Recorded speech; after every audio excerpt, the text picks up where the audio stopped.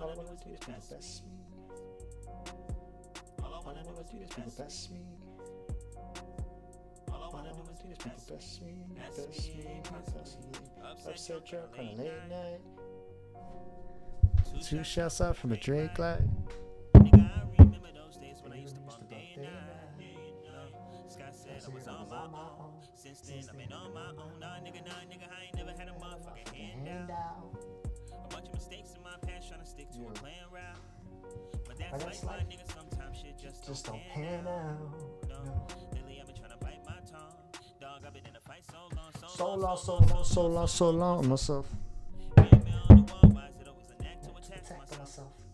I can use a little slack for the wealth, but I'm too afraid to ask for the help.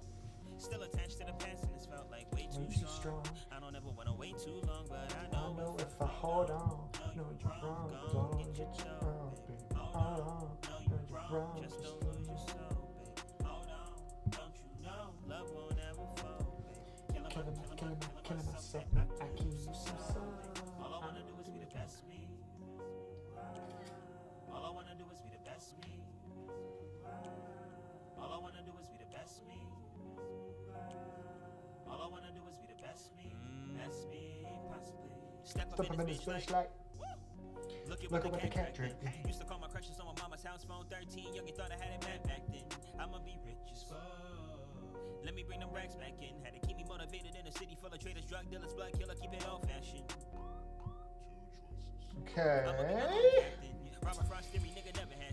What do we got? Sarah Wells. I'm at work, so I'll be very in and out. But hello. That is okay. No problem. Have a great shift, Sarah. Thanks for saying hello. It's lovely to have your presence, even if it's just a little morsel. That's like immediately improved my mood, regardless. Hold on one second. I'm just gonna post about this live stream.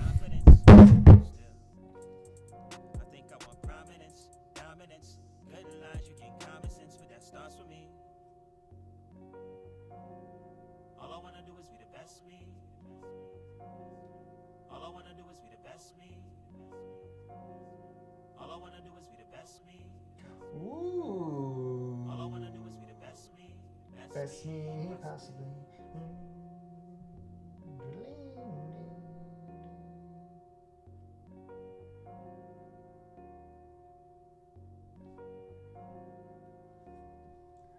Okay. At the gym lifting to Star Crossing? Oh, what? That part where it goes like, like that's the part where you're like, I can do this. Yeah. It's a good shout, man. I feel like the prime gym tune on the album is probably something like you think it's funny, everything scares me, maybe a doom jazz, but Star Crossing has that encouraging feeling about it, you know. I can see the vision. Maybe even How Could You Be So Heartless? I feel like I got some gym tunes going, you know. Friends Till the End. That final. Oh man. I'm gonna just let people know I got the stream going, then we can start properly getting into it. But tell me right now, if you're joining the stream, tell me how your day is going. Tell me what your favorite song on the album is. Electronic music is out now. It's on Bandcamp, it's on Spotify, wherever the freak you get your shit. You can hear it. I hope you guys have been enjoying it. If you haven't heard it yet, make sure you change that ASAP. If you've heard it and you like it, tell all your friends, spread the word, support the album as well. All that. But yeah, for now, hold on. I'm just going to post this stream a couple more times and then we can like properly start talking and getting to know each other and shit. But yeah, if you're coming through, yeah, introduce yourself. I'm sure you don't have to do that. I don't know. Just tell me about your day, I guess. Yeah, there you go. Tell me about your day. What albums you've been listening to today. You guys bumping that new Phoebe? You guys bumping that new Lorraine? That new Open Mike Eagle? That new vale-smith? Let me know. Let me know.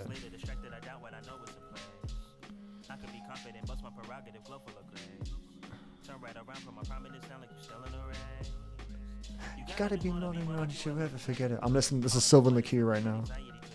Listen to my goat Sylvan LaCue, one of my favorite MCs. That's what's in the rotation today. Electronic music carrying me right now. The energy is crazy. Thank you. Thank you so much. Yeah, no, I wanted to capture a palpable, unignorable, vibrant childlike energy with the album. That's what was most important. I wanted it to be explosive, unignorable, obnoxious, and like to a point where if it is for you, it's like, oh my god, this is like the album I've been waiting for. And if it's not for you, it's like a get this away from me. You know what I mean? I want it to be like, let's crank it up. Let's get scrappy, rugged, and annoying about it. Let's be, because that's authentic. You know, that's when you really can feel the music in an intense way. And I feel like my previous albums, as proud as I am of them, they're a little bit too I don't know, measured. Sometimes when I listen back, I'm like, I feel like there's I think actually going back to some of my older stuff, like I used to be an Unlucky from 2020, like that album's like it doesn't sound great, you know. I definitely was still in the infancy of my production journey, but it has got that quality, whatever that quality is, that kind of like that scrappiness, that ruggedness, that authenticity I'm trying to get to. I feel like it's very present on that record, so I think it's a big part of why that album actually connected pretty well. I felt like when it came out, that was the first time I had an album come out and people were like, man, I really love this, you know? And that's pretty why. And yeah, I guess I wanted to just sort of distill in whatever this is, whatever that feeling is, you know? But anyway, what I'm about to do on this live stream is I'm about to listen to this album on my screen right now. This is the album that we're talking about in the stream. This is my album. It just came out yesterday. It's called Electronic Music, and we're gonna listen to it together. We're gonna listen to this album. I'm gonna be talking about it and going through, I guess, favorite moments. Maybe some stories might emerge on how certain things came together, samples, instruments, chords, voices, voice lines. I wanted to have some kind of archive of this information on my channel, and I thought a live stream could be a fun way to do it. So literally just had the idea to do this like 10 minutes before I hit stream, so we're very much just going off the cuff, you know. But I just thought this would be a cool thing to do, and when we're done, maybe we can listen to some music that didn't make the cut, and you know, just some leftovers, because I had quite a few like demos from this record. Vale-smith has always been for me. I love this album, and I can feel how much fun you had making it. Thank you so much. Thank you so freaking much, bro. That is awesome. That's great to hear that you could feel that, because that's exactly what this was. It was definitely an album where I was like, let me find the fun.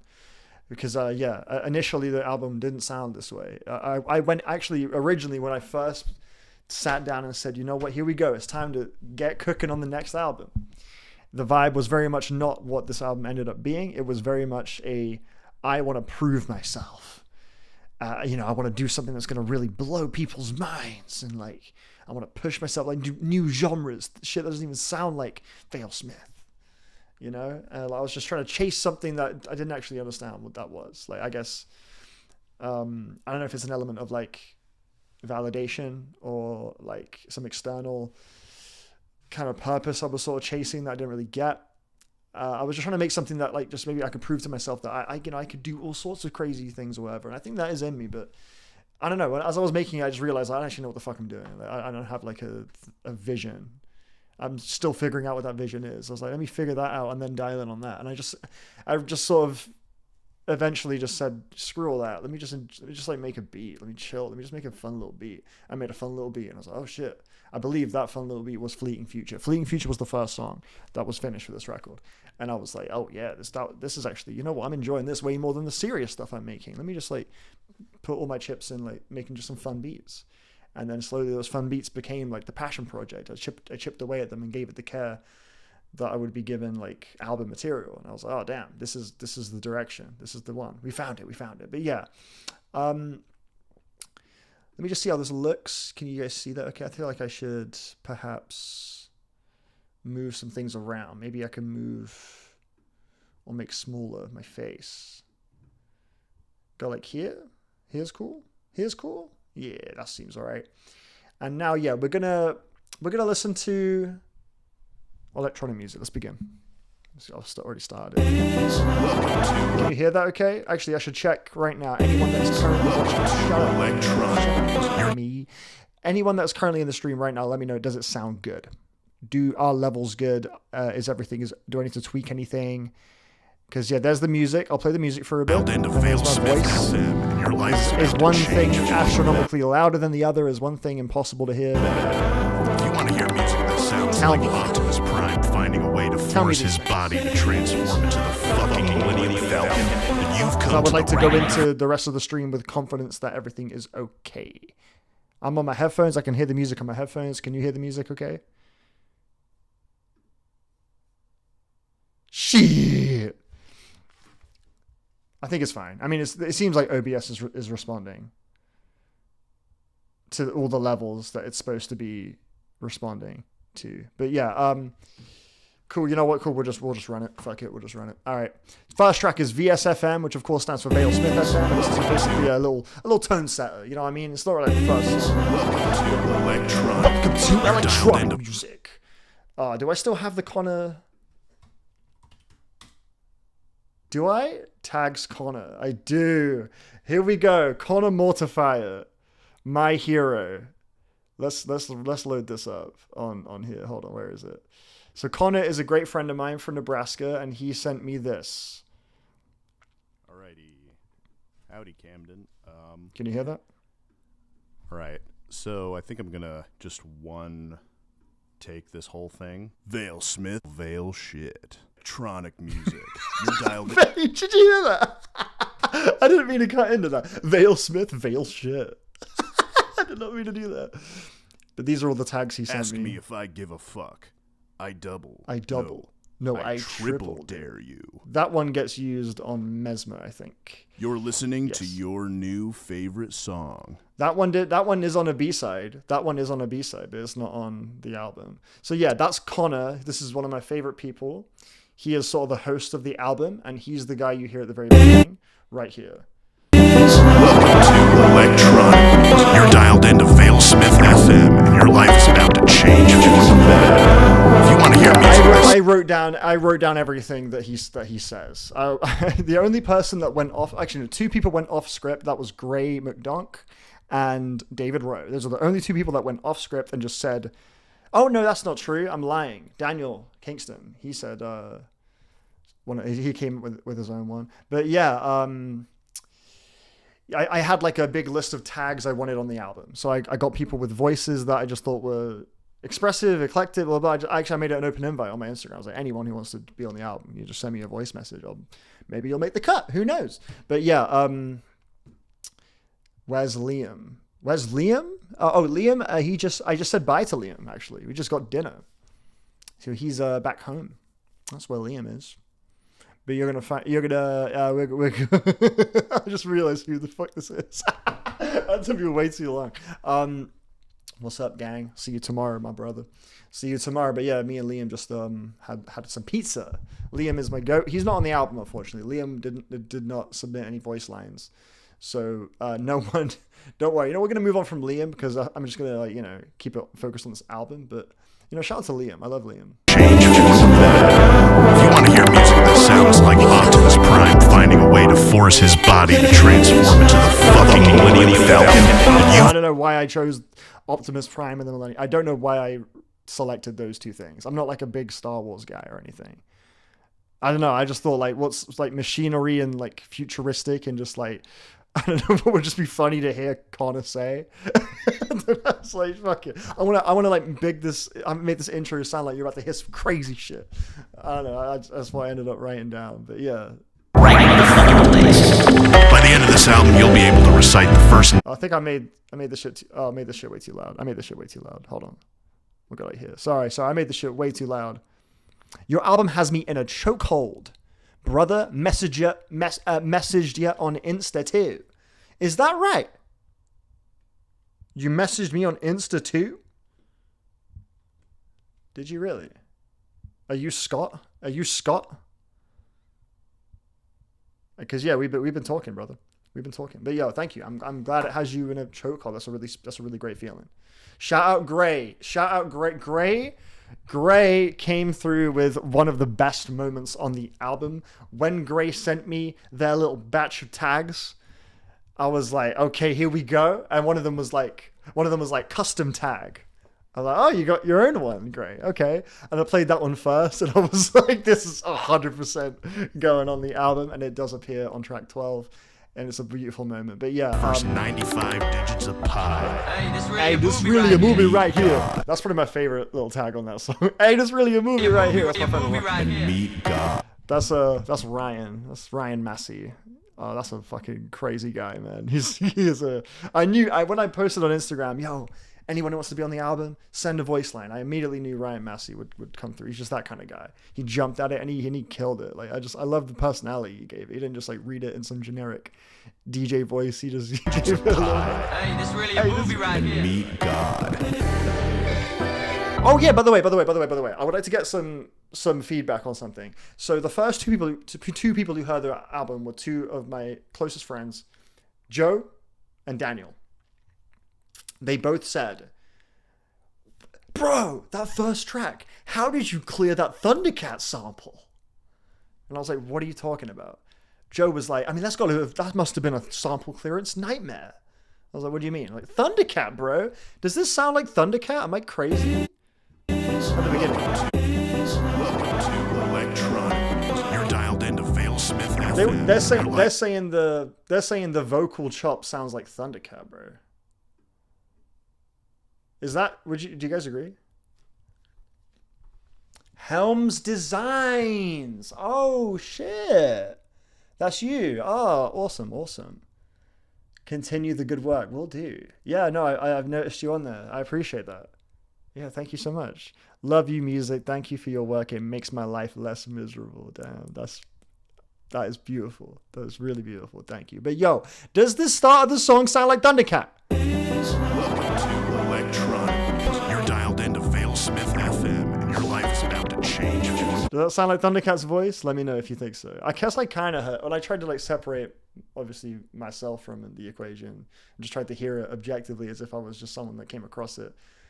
I could kind of hear it, you know, but I did not cross my mind at all while I was making this. Electronic music. Shout out to Amy. That is the only. Amy sent me. I specifically wanted her voice because she has a very good like obnoxious Valley Girl voice, you know. Not like that's not her default voice. Like she has a good impression of that, right? Like that kind of like.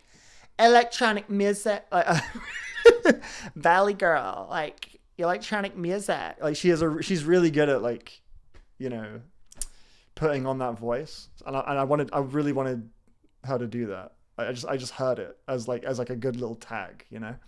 So that gets played on many of the tracks, but that's the first instance. Electronic music. I thought that was pretty good. Clearing a sample. Oh, clearing a sample is basically getting permission to use a sample. Is just saying, yo, what do I have to do? How much do you want? Blah blah blah. Getting in contact, getting permission, so that theoretically, if down the line, someone says, hey, what's up? You use this sample, and like, is that you allowed to? Because we are liable to like sue you. Blah blah blah.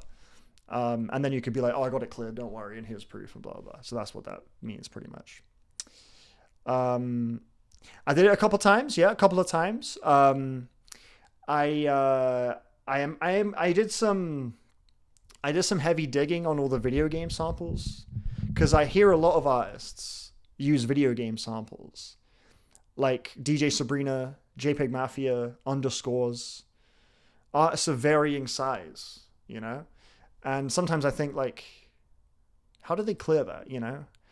And I looked into it, and apparently using like voice lines and sound effects from games typically goes completely unchallenged. And if it ever does become a problem, then that means you've reached like a pretty decent level of success. If someone were to reach out to you and say, yo, you can't use that laser gun sound from Hooky Dookie 2 The Return on PS3 or some shit. Like, then you, like, basically, if it were to get to a point where, like, someone would have some issue with it, you'd likely have a label that could help you out with that, basically. So I was like, okay, you know what? Sounds fair to me. So off I went. pretty much. But yeah, the Subi Club sample, I did get in contact with Soren, and yeah, there were a couple others as well, but yeah, mostly I just kind of like let my freak flag fly on that one, and you know. Anyway, where were we? Yeah, oh yeah, the little voicey voice there. I forget what game that's from. That's from a game though. That's from. What a good song. What a good song. That's also Ryan Massey. Voldo. That's one of like how many Soul Calibur 3 voice lines?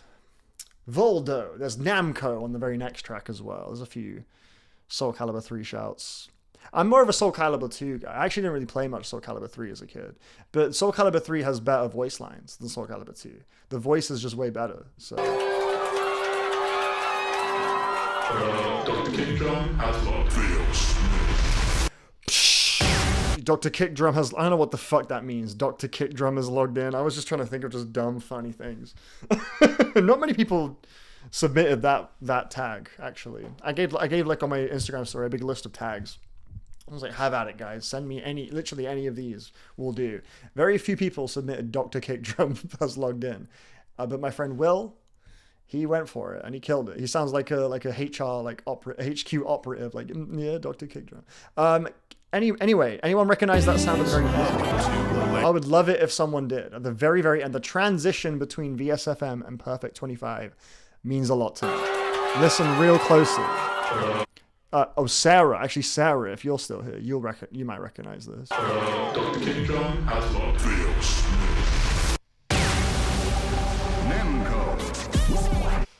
Namco. That was the sound of respawning in Outer Wilds. And at the very beginning of Perfect 25, you're hearing the sound. Also from Outer Wilds, when you're using your signal scope to look at the quantum moon, that is this sound. That like hum is what that is. It's easy. That's from Crash Twin Sanity. Hey.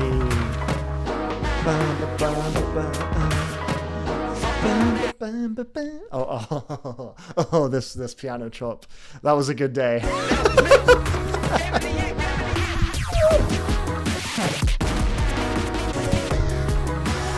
No, I think Perfect 25, it's an understated track on the record, but it's such a warm welcome. It's like if there's any song on here I probably would cut. Shit, would it be Perfect 25? I guess it's just like the least sort of showy one. It's designed to be like an intro, you know. It's just like here's what we're about. If something about it sounds kind of like painful, there's like a, you know, humility to it, I feel like. But it's also very excitable as well, you know. The drums are pretty punchy on it. And I love all the sound effects that happen at the beginning. The pathetic. I love that. Jacob, my friend Jacob, with the game of the year. Fuck all that. vale-smith.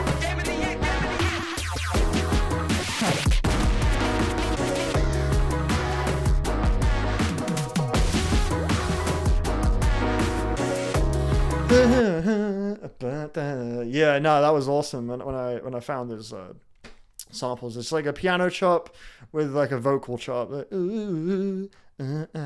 has a nice little warmth to it.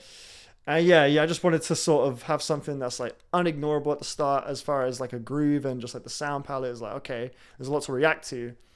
But yeah, it's just like presented in a way that's comfortable, that just somehow it just kind of, it's wrangled to make sense, I guess. That is a crow. I literally just looked up crow squawk. I just found one. Yeah, that is a crow. Yeah. I should get the chat up in the...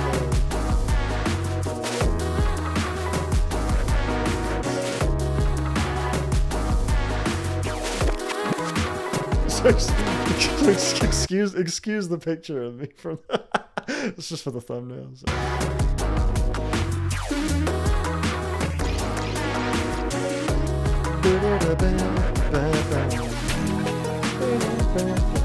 Bro, wait. Sarah, that was 3 years ago? No fucking way that was 3 years ago.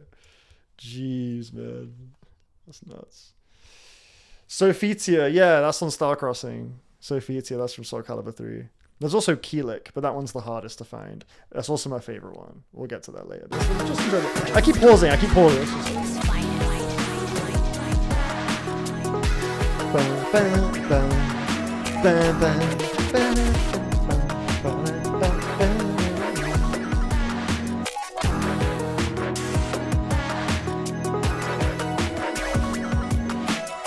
You're mine. Oh, in October. That's fucking wild.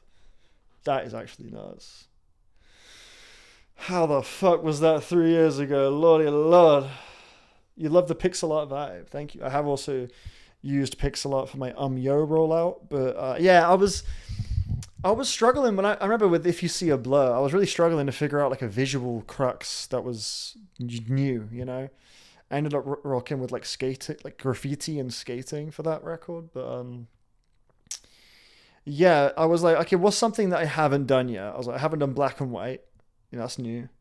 Haven't done 4x3. Let's try that. And yeah, like the pixel art. Shout out to my friend Lily. She did the logos. We were just talking like, you know, I was trying to just sort of capture a certain, you know, vibe or whatever. Like, let's try this, try that, use this font, use that font. And her being a graphic design legend.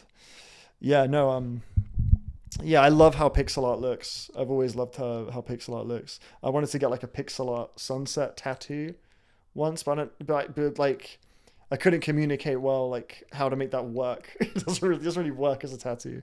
But yeah, no, that is important to me.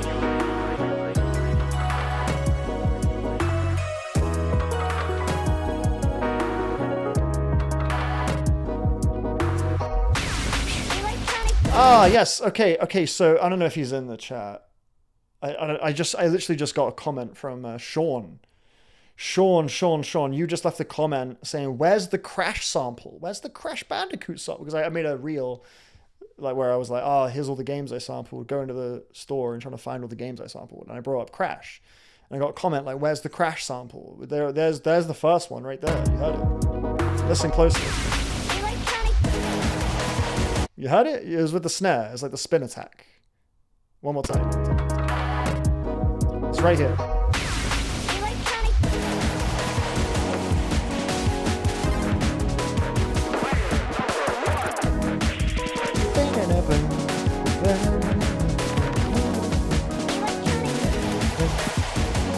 Next level thing. Oh yeah, at the listening party. Look, it took a minute for people to get like comfortable dancing and stuff.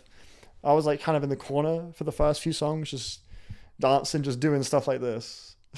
It was just like doing little hand gestures.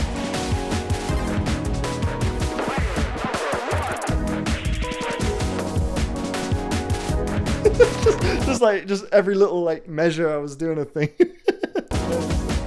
Finding little rhythms.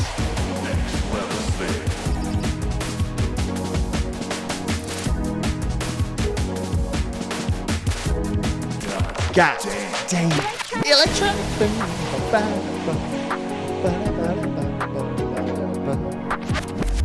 The legend will never die. Oh, that's also Soul Calibur right there. The legend will never die. That's Soul Calibur 2. The legend will that's never Soul die. Calibur as well. Not Soul Calibur 2, the sequel. So it's Soul Calibur 3 as well.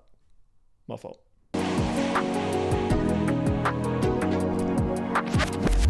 The legend will never die. This right here, this I'm preposterous. I swear we're going to the moon with this. I did not give David Rowe any line about like Dogecoin. that was all him. This shit like Dogecoin, bro. We going to the moon. Oh man, what a groove.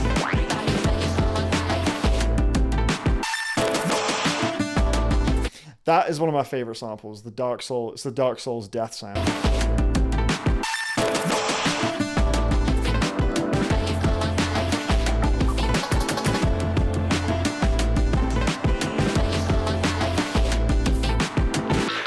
sort of feel like I could fly.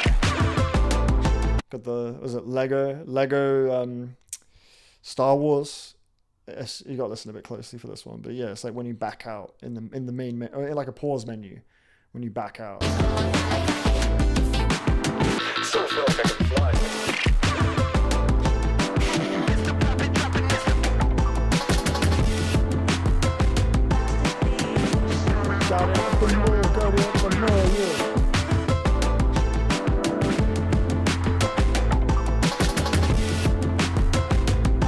Yeah, I have a hard time when I'm making music with leaving gaps unfilled. I just tend to notice when something could be there in a beat, I guess. Like when a little sound could enter the groove and it wouldn't like disrupt the groove. So yeah, no, I'm just noticing when I hear it back, like just examples of me doing that, me sitting there in the door, listening back to what I'm making and just thinking, you know what, there's a space there for me to add something. And you can hear it like behind the groove that's happening, just little like sounds and stuff. Like I just right there, that little like what is that in the back? Way in the back. Stuff like that. That's me just sort of like listening back to it in my door, realizing there is just room for an extra sound to go there. And I'll just try and find one that fits. And I won't necessarily have like a specific idea of the sound in my head when I come to this realization, but I'll kind of just experiment, whether it be in pigments and freaking punchbox or just I don't know, that's kind of where a lot of the video game sound effects come into play, you know. Joe, hello, someone in here mentioned Star Crossing. You still here? It was Tugu Fumi, right? Yeah, you were saying you were in the gym listening to Star Crossing. Well, Joseph White, who just entered the chat, has an incredible appearance on that song. He's the guy who's going, I know you've been sleeping rough. That man has just entered the chat, which is incredible. So, oh, Will, what's up, Will? We were just talking about you because of your, because you're on the first track. Thank you for coming through. How do you have idea to add these samples? Like, man, this beat really need that sound effect of like. That's I mean, look, the song, okay, this is how it normally went, okay? The skeleton of the song will be kind of just like the drums, the chords, whatever, like the kind of core makeup of the song is. That's done. And this is how I do it with all my albums. I'll kind of have a skeleton, make that first, then go back and see if anything ever feels hollow or if it's not hitting, and that's when I'll start tweaking the things, like adding plugins and messing with the individual little sounds. And along the way, I'll kind of put in fills and stuff to make it just feel like it's just dynamic and it's like alive and unpredictable. And this time around, I just thought, let's do something different with that process. Let's incorporate, I guess, game sound effects from just shit I've grown up with or shit I just, I love, just whatever interests me, whatever excites me. And I was like, let's take it a step further. How about we get the people in my life that I love on the album? Have it be a big labor of love, And you can do that. Because it's electronic music, bro. There's no rules. You have a door in front of you, you can do whatever you want. That's why it's called electronic music, So, because it's just like a celebration of these things. And I'm just going to continue playing the song. I hope that makes sense.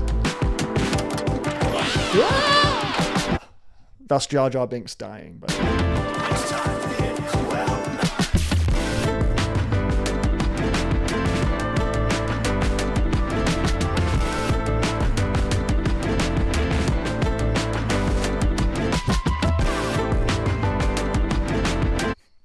That piano that's one of my favorite moments of the whole album. I love that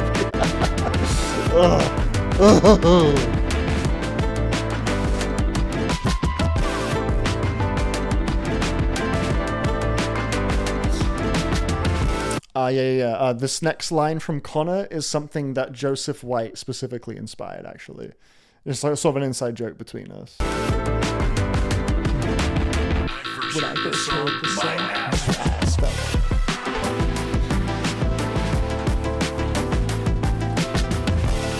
oh, Sarah, thanks so much.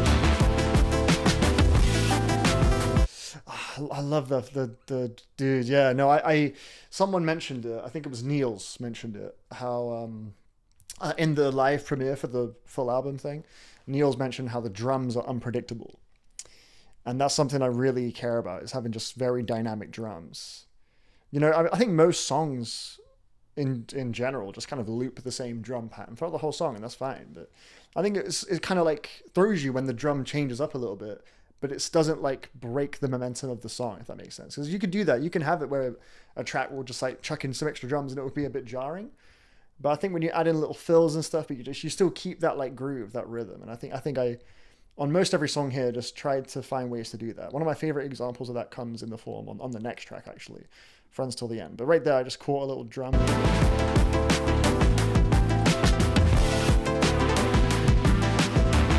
Right here. Yeah, you see this? I love this, you know what I mean? These stock Logic synths are very OG vale-smith since the beginning. Retro synth Logic stock plugin. I don't think that's what that is. It could be, actually. Shit, I don't know. I'm pretty sure these are from Serum, to be honest. But bro, that retro synth plugin, you got some great sounds on there. I would never fully abandon the retro synth stock plugin on Logic. I love that plugin, and that has been keeping man afloat from day. Don't get it twisted. I'm sure some shit on this album is retro synth. No, but I don't think it is on this one. I'm pretty sure it's Serum. I want to have another stream where I go through the project files. That'd be quite fun. Let me know if you'd be interested. Keep playing.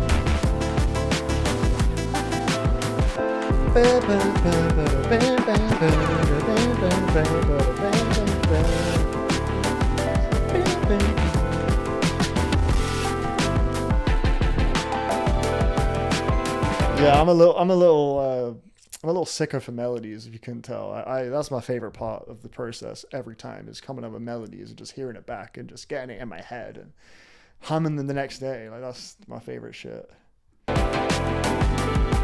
Oh, Will, thank you, man. Thank you. Appreciate you, Will.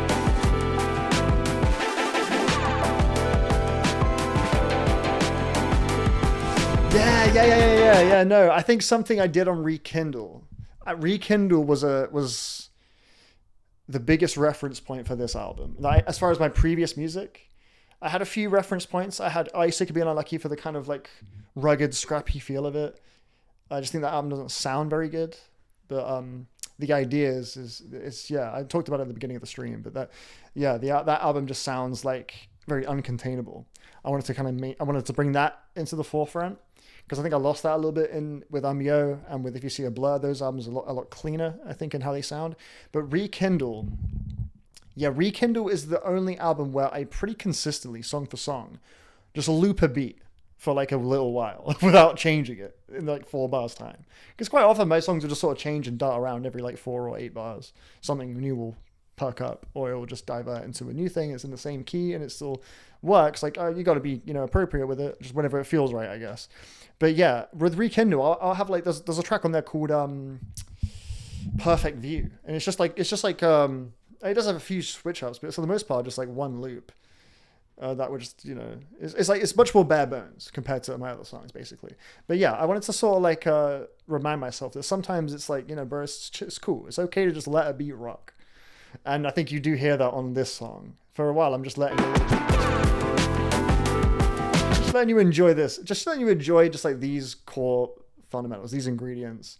We'll add some things, I'd be adding some strings and stuff.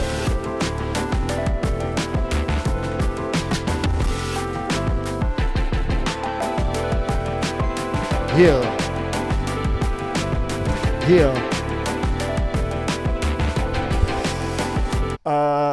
I don't actually sausage skin. No, not really. I'll pay attention to that, but I won't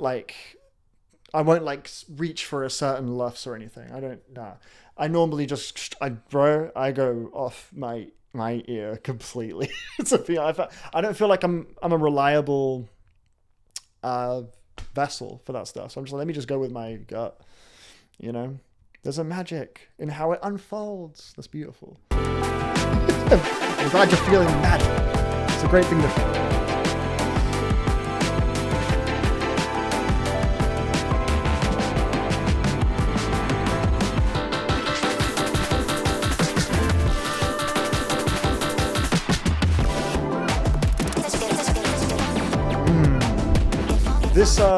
this I don't know where this voice loop came from. This vocal diddly diddly diddly diddly. I think whoever this person is that is singing, I think it came from just like a vocal pack or something. I think they sound a lot like Charlie XCX, but you can't really tell in this song. They sound so much like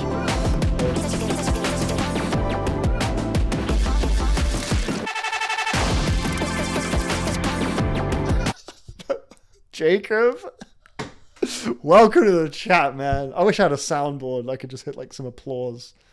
I guess I have this. Hold on. Jacob Smalls. That's the best I got.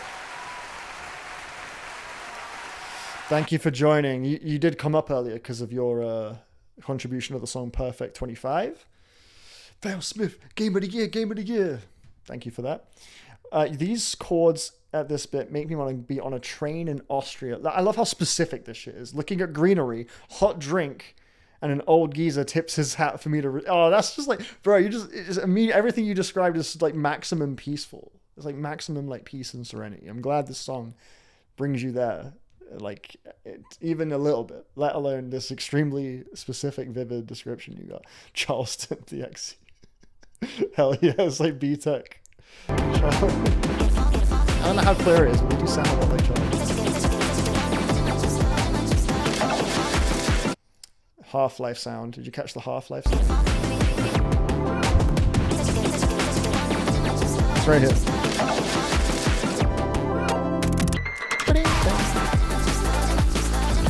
Here he comes! I start going a little crazy with Persona 5 sounds at this point.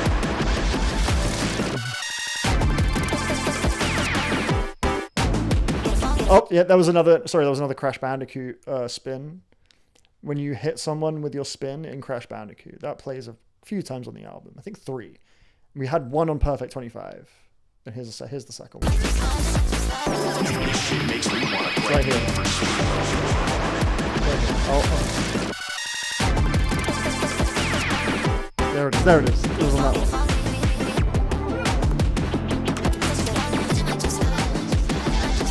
Persona 5 sounds.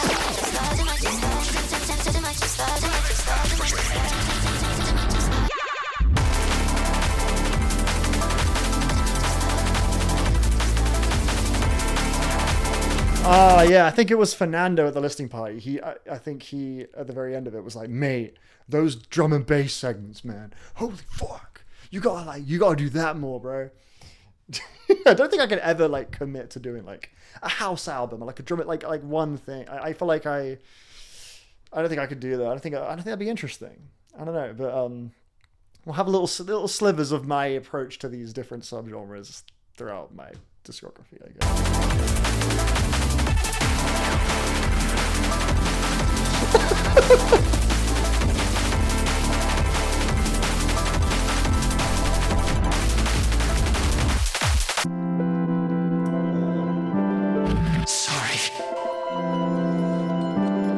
Yeah, good idea. Good idea. Fade this shit out. My attention span shortest. Yeah, no, William. Absolutely. Absolutely. I think it's no coincidence that these are the two things I am chronically obsessed with no matter what I do. I can't help it. You know, and they're in dialogue. Joe, that's so fucking funny.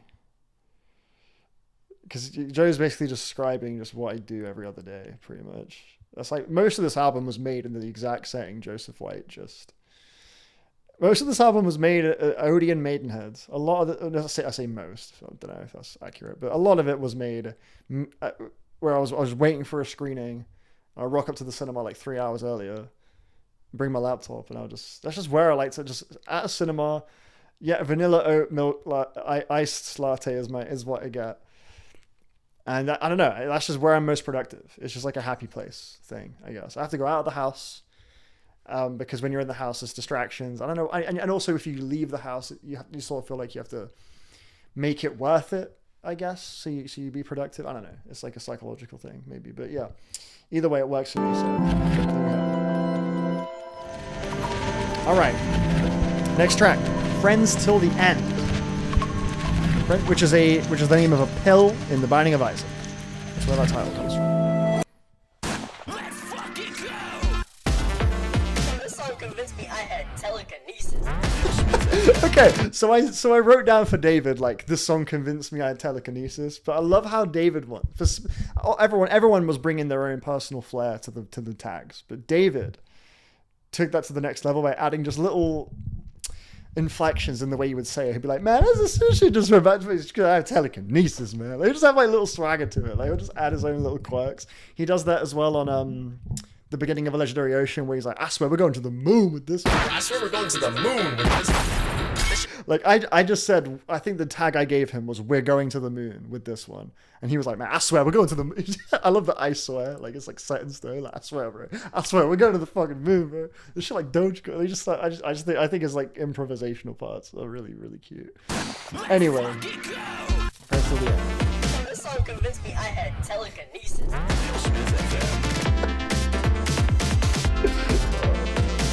So great.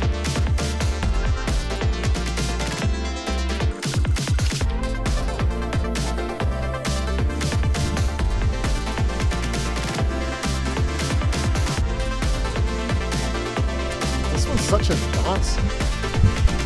Oh, that like that arpeggio. It's like the most simple arpeggio. I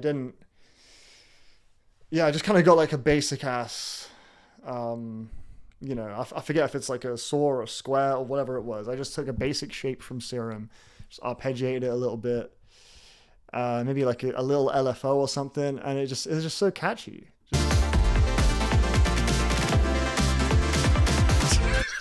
Nah, dude, Will, this is like, Will, no, I do, I really do glaze myself. I look genuinely, like when I finished the song Pristine Drifting from Yo, oh my god, that was the most the glaze got out of control. I was pacing around my room like, I'm the greatest. That was the most I've ever like fully convinced myself, like, I've got the golden Midas touch or whatever. But yeah, like it's truly, this is the best feel. The reason I agree, as you should, I agree, because it's, to me, this is the best feeling I've ever received in this life ever, is making a song, listening to it back, and being like, dude, I just made this. Like, how it's like the greatest feeling ever. To like, and then to just not be able to put it down for the next like 3 weeks. That's like my favorite thing. And yeah. So yeah, that's gonna come through now. I still feel that way. Like I think you should always be your own biggest fan, always. Niels, hello, my king. Vale-smith.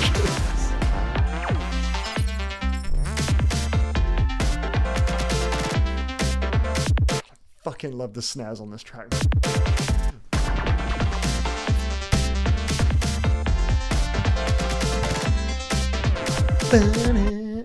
Dude. Okay. We're about to enter one of my favorite moments on the album, and it's when the drums switch. I was talking earlier about how I like to keep the drums unpredictable. Niels, I actually mentioned you because you said this in the live chat for the album premiere thing. You were saying how the drums are unpredictable. So yeah, this is an example of me trying to sort of keep the drums moving, keep them doing new things. This song has a lot of just like, it's kind of just never quite on a stagnant, like repetitive 2-bar loop that you just copy paste for the whole song. It's always kind of just like darting around, but it's never to a point where it's jarring or it loses like the natural bounce of the song. I think that was at least the goal. But then we have a part coming up in the next 10 seconds where there's a new snare enters the equation and the swing changes, and it gets me fucking geeked. I love this part. I love this part so much. Let's come up. It's right after Connor says next level veil. Next level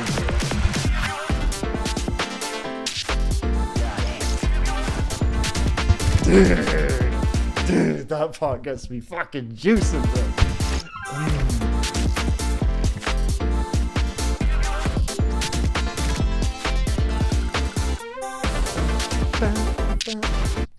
Yeah, the vocal chop, that.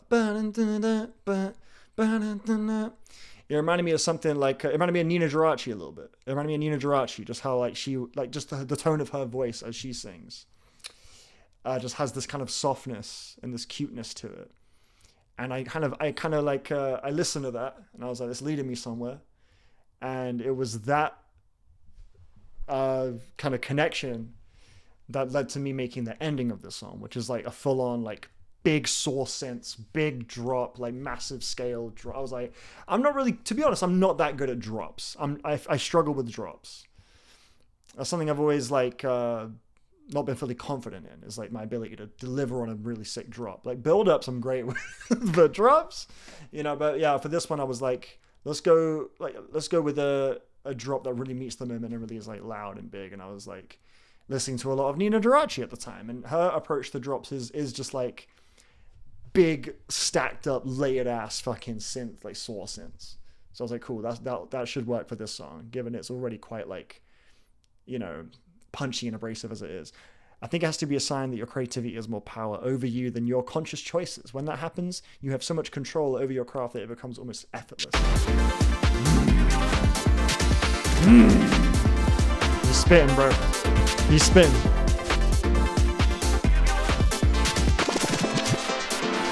Oh, Will, I'm very, very jealous. I don't know if you heard that, but that was the Hotline Miami pistol just then.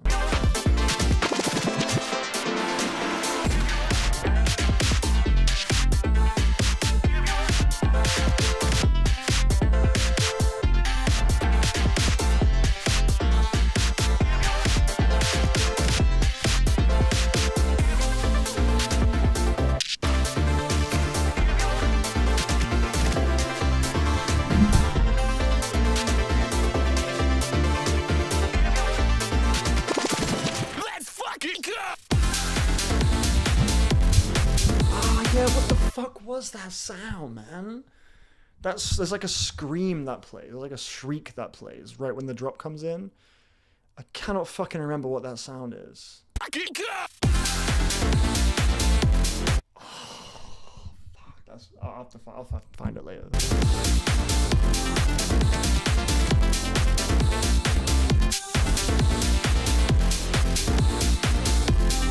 Noted, Niels, noted.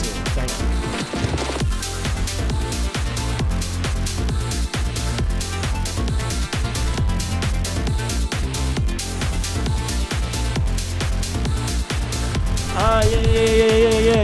Yeah.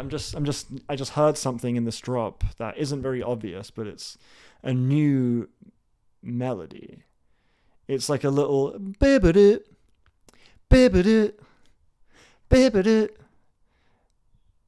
that's playing for the whole. It's really quiet. It's really quiet in there, but it's actually making a massive amount of difference. To like the swing of the track.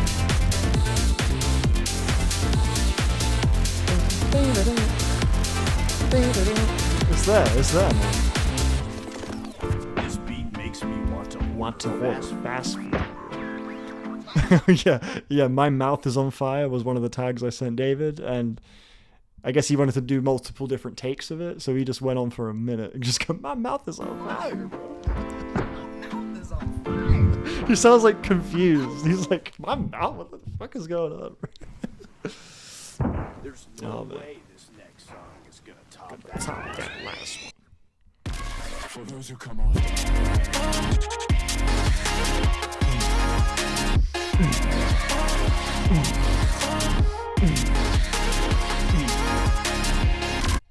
Yeah, this is probably my most played. I mean, this is the first song I made for this album. This song began before If You See a Blur came out. It had a completely different thing going on. It was the same key.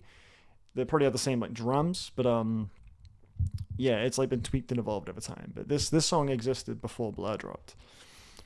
It was the first one I finished for this album, and I love how like it's like this, the kind of intensity of the distortion is kind of buckling in on itself. It's like it has like an overwhelming quality to it that I really enjoy.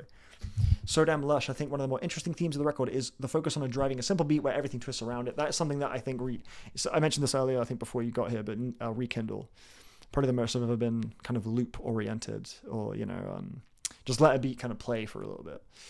Most of the time I think my songs dart around and change and they're very dynamic, but yeah, that's something I like about that album. I wanted to sort of, bring that into the fold a little bit. But melody that's my favorite shit. Melody's my favorite shit in music, so go give it that space. But yeah, Fleeting Future.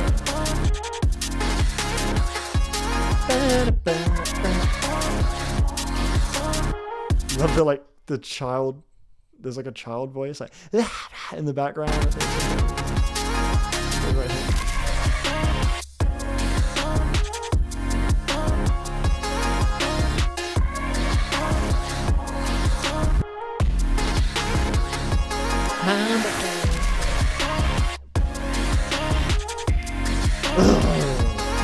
Oh, love it. 5, 4, 2. Protect trans youth at all motherfucking costs. Yeah, shout out to Michael King. That's one of my favorite people. Very close friend of mine. He has a voice line on track 12. Where is Michael King? Where is Michael? There he is. Michael King. Yeah. That's like his catchphrase, protects trans youth. Yeah, and I was like, hell yeah, brother. I'm going to put that shit on the album. So I was like, let me get Connor to say that shit. And I remember when I first played the album, Michael was the first person to hear the album. And I went to go dap him up, like right before that line played. And then it played, he was like, yeah, it was fine. It was fine. But yeah, no. We got to stand up for the trans people tag. Because like low-key, like shitloads of my audience are trans people, bro. Like quite a few, like over the years, I got to show my respect, I got to show my gratitude, you know what I mean? And yeah, amen to that one, G. I couldn't clear the sample that was supposed to be. I like the delivery on that line, because oh yeah, of course,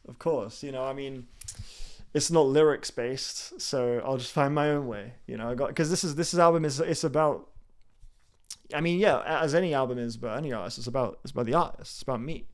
These are my favorite people. These are the games I grew up with that being sampled. Let me put where I stand as well on the album. I feel like it just fit for this one in my mind.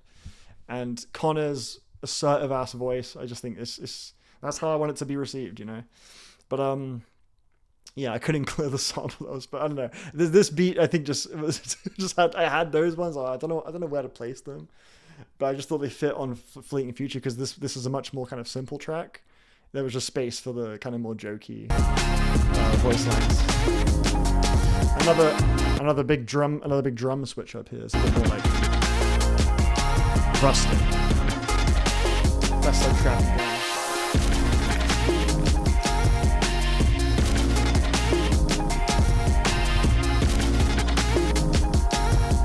I love this part.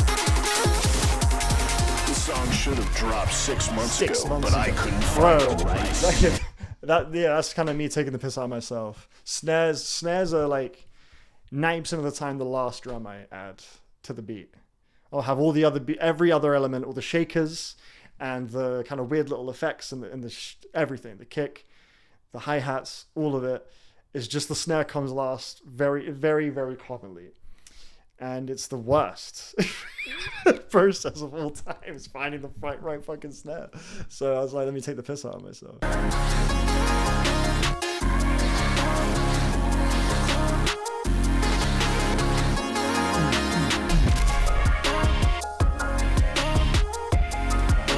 That piano feels kind of portery to me, little Paul Robinson. Will, I'm loving what you're saying. Please continue. All right, and now we enter Doom Jazz, which Doom Jazz seems to be like a fan favorite so far. I feel like I've seen my favorite on the album is Doom Jazz the most so far. I feel like it's the most commonly chosen favorite song. I'm thinking if there's anything else that rivals it. To be honest, not really. Maybe Friends Till the End. I've seen a few of that, but is Bandcamp okay? Is my next question. Bandcamp.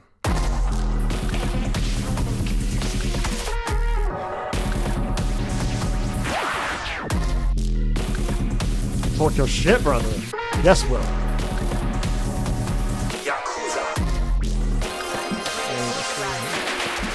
Oh yeah. Doom Jazz has got a lot of nerdy ass samples on it. That's when you find a light gem in the game Spyro: A Hero's Tale. Yeah, right there.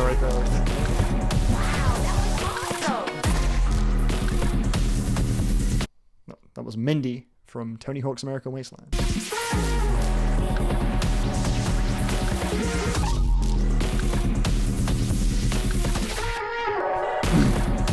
Yeah, specifically was inspired by Rumble, actually, for this track, if you can't tell. Killers in the Jungle, you know that one? Just like, I guess wanted to create like my own approach to like that sort of wobbling, like.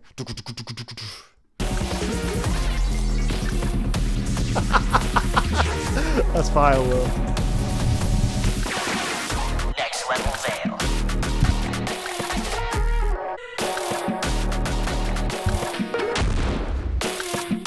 Yeah, right there. It's so many fucking Lego Star Wars samples. Obviously the pew pew, the laser one, but then there's that one. It's like a droid getting destroyed. That one right there. And then you've got the mini kit. Welcome back to Vale-Smith. We are here in the Far East, and it's just an awesome place for burnout action. The hillside. Yeah, did it actually? This one really hit in the listening party. Yeah, because at the very beginning, I don't know if you guys noticed, the beginning of the listening party, I think it was while Perfect 25 was playing, I walked around the back. I should have had less chairs in that room. It took a minute for people to start dancing. I think it's because I had, chairs for, for most of the people. But anyway, I was just like, does this shit sound okay? Everywhere in the room? Because I had it playing in mono. I wanted to make sure it was just like as consistent throughout the room as I could. And from where I was standing, I was like, this is cool, this is good, but let me see how it sounds, everywhere else. And it seemed like back to the side, like slightly to the left or right was like where it sounded best, like where the chairs were. But yeah, so Doom Jazz went off, yeah. That one sounded good in the, okay. Yeah, I mean, it was, I think, yeah, those speakers came through, man. That was a flattering way to hear this album. I feel like this album, it bodes well for the headphone experience, but yeah, I believed in it. And I could sense that this is worth shilling out for like a event level thing. I just wanted to give it like do it justice. I guess. Rolling a joint right now, you're encouraging drug use. Hey, that was all you, bro. That was all you, man. All right, Burnout 3 voice.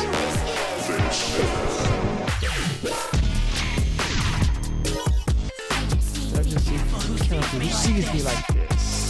That's Sonic as the werewolf in Sonic Unleashed. I just need to be careful who sees me.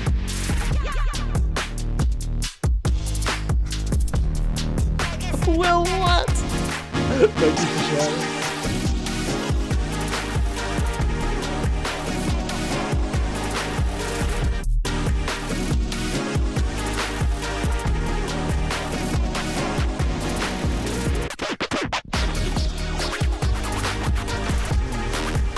There was a Burnout 3 sound in there when you select something on the menu. It was echo like dun dun dun. That's from Burnout.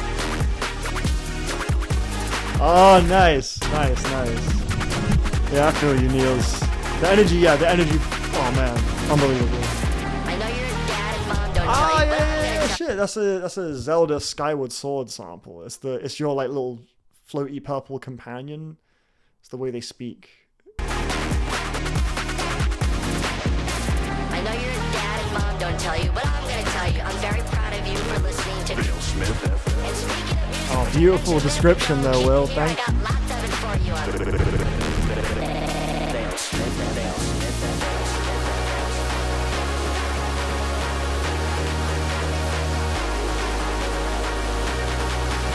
Loving these stacks, man.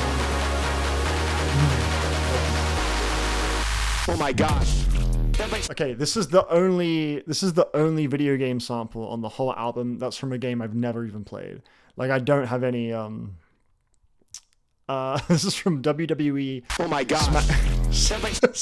SmackDown versus Raw 2001. Betrayal. What have we just witnessed? There's something in the water. Or the announcer guys or something.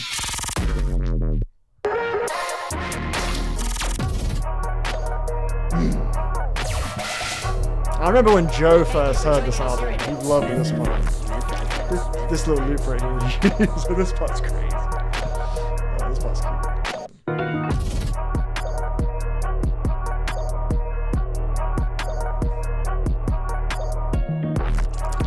Okay. We are about to enter what is probably the best vale-smith song of all time. Look, I love this next song so fucking much, man. And if you do support Israel, you stop. Israel. Stop listening to this song right now. Fuck is wrong with you? Alright. Mesmer, let's go.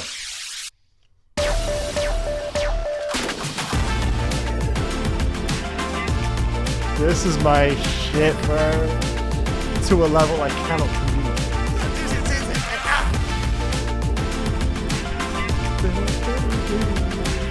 Yeah, the very beginning of Mesmer. The first sound was a vocal sample that's actually really obscured now with everything else. But it was a vocal.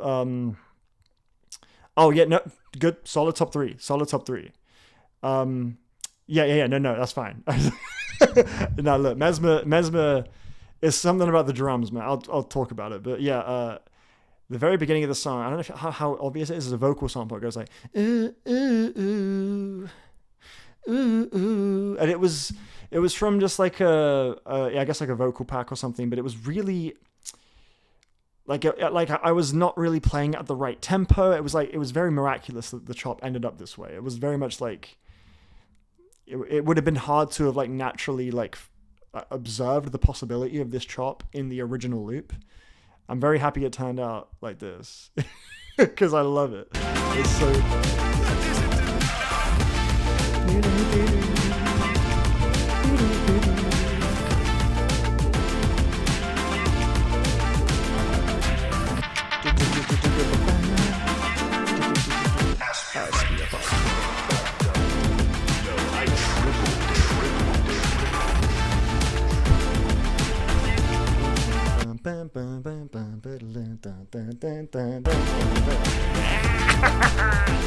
So sick.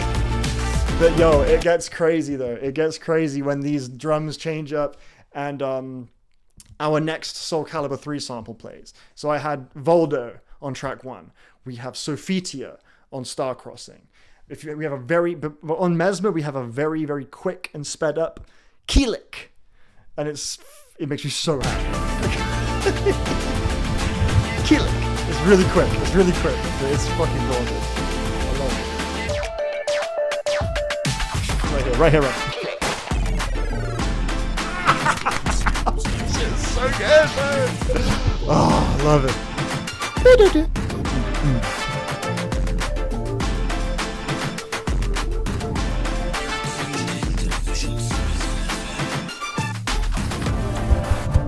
God, the chords too. Like I always get so caught up whenever I hear it. Just listening to it for pleasure, just for fun. I always get that part just fucking whiplashes me. Like those drums, the string bit. I forget that these chords come in, man. Oh, they're so good. Is that it? Not my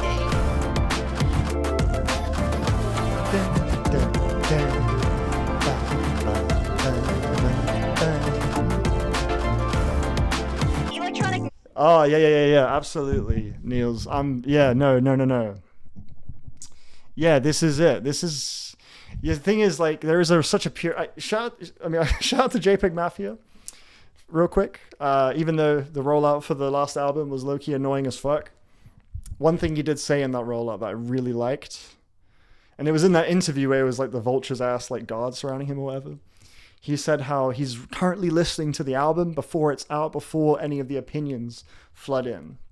Just him and the music. And he's just enjoying just that little pocket of time where it's finished and it's about to come out. And yeah, like, I feel him. I get him in the sense to where there is something really awesome about that little window where it's just, you're just hearing it and just enjoying it. And yeah, like every single time I would hear this album, I would get to Mesmer, and this would be the track where I'm really like, yeah, no, I got faith in this one, man. Like, this is the one where like, oh man, this one gets me feral, bro. I love this one fucking song.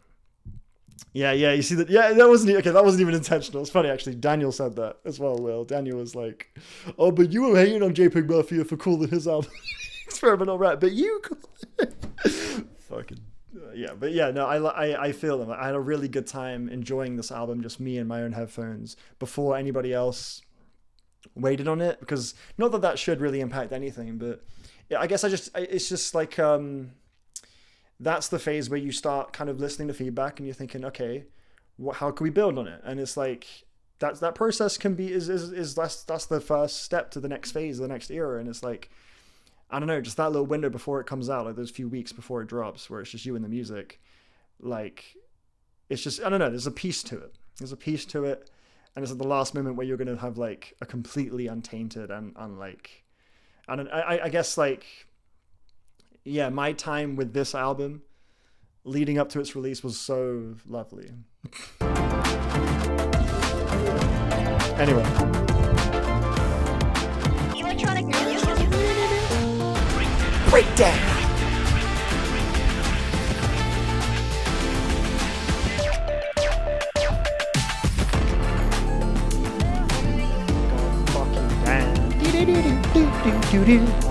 This one is so sexy. God damn.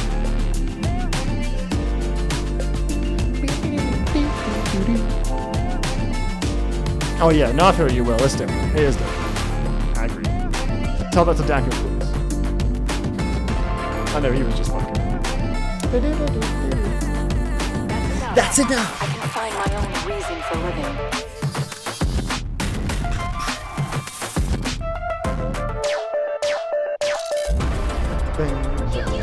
Oh, this little ending part is so cute. It's so cute. I love this little ending part.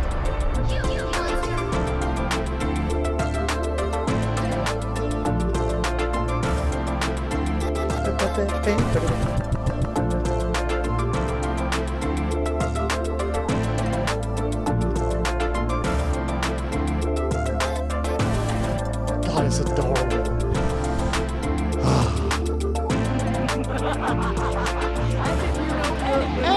About me. If you could date any track off your album, which one is it? What is it? Yeah, it'd probably be Mesmer. Yeah, I get a little freaky with Mesmer. Best believe that. Yeah, maybe Star Crossing as well as a consideration. Never fall out of love as well. Best believe that. I think I heard an acoustic instrument on one point in the album. I think you should change. Yeah, I love to dance with my shoulders. But yeah, Rosemary was when the floodgates really opened. When I made Rosemary, I was like, wait, hold on, like it's like guitars and shit, you know? Yeah, it's like the acoustic stuff comes out. I did actually record some guitar I have a guitar in my room, Telecaster guitar. I can't really play guitar, but sometimes I'll make some noise with it and I'll record it and I'll put it in the album. And I was like, no, I need to commit to this. I need to do this more. I need to like, you know, get more sounds going through a microphone. And Rosemary was an example of that. And I listen to a lot of like emo shit. I grew up on pop punk, so it was cool to embrace a little bit of that in this context of electronic music and have it make sense. It still sounds like a vale-smith track. So this was a song where I really like I was like, damn, yeah. This is it. This is like anything's possible. You know, I really felt it for the first time on Rosemary. What are you guys saying? The title works really well because your stuff has never really fit any box people could put you in by naming it something so arbitrary and generic. Literally, that is what it was, you know, like, yeah, like I that's how I would describe it to people. Just, yeah, I make electronic music, but yeah, like what that means to that person might be totally different than what the music actually is. You know, very likely will be. But yeah, I'm like, yeah, this is sort of my personal approach and language and definition of this very arbitrary term. Exactly, yeah. Beautifully put, man. Too easy. Next track. Let's send these Spotify users to trip. But All Too Easy was from Crash to Insanity.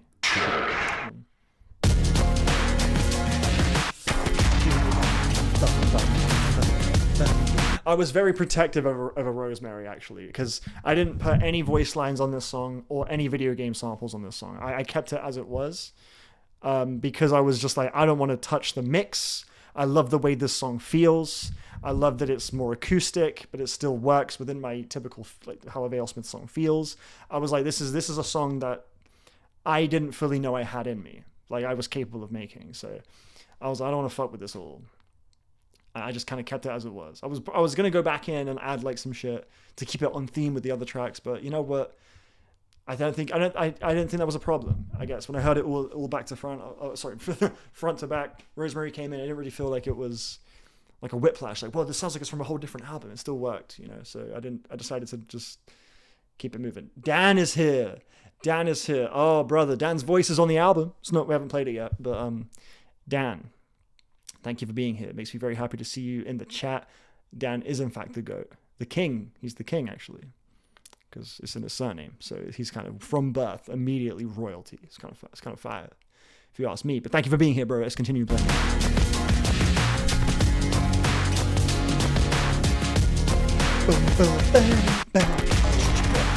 I freaking love the the growly ass impact bassy noises that play when the loop restarts. I think they sound really cool. They sound like they're glitched and stretched and they're like kind of exploding in real time. They just sound like this. Oh, mate. Yeah, I love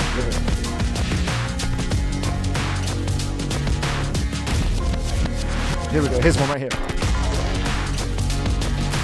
Sounds like a transformer voice getting broken or something.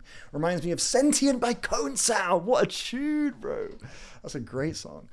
If you're reading this, but yeah, please do. Go buy the album. Go buy the album if you haven't bought the album. If you already have, I love you. Everyone that's bought the album. Oh my God, bro. 80 to 90% of the purchases have had a donation as well on top of it. It's fucking nuts. It's been crazy. Like, I think it's like been one or two that have just bought the album at base price. It means so fucking much, man. Incredible. But I missed out on some shit. What do you say? Just got back from a night run. Still need to try this masterpiece while in action. Oh yeah, test it out. See how it fares. Maybe we can break record time with electronic music.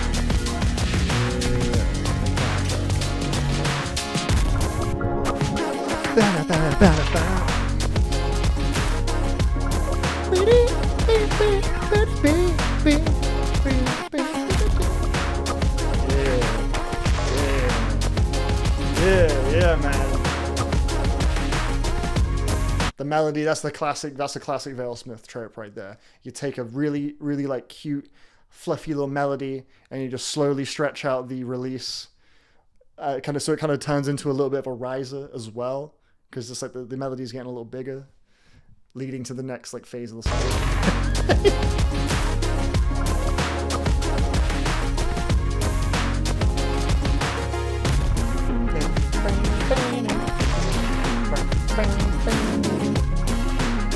One of my favorite sounds on this track as well is also is this little like baguette. Plays throughout the entire track. It's awesome.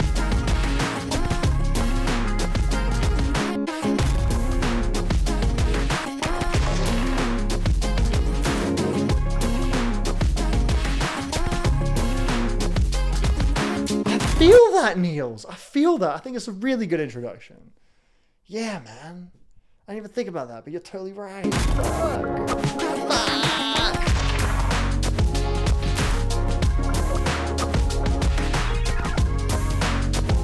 Love this part. Little reload. I love chucking in a little. Ever since Rick the Lie called the part in Pristine Drifting a reload, where it goes like and it comes back. I love really like hard leaning into those.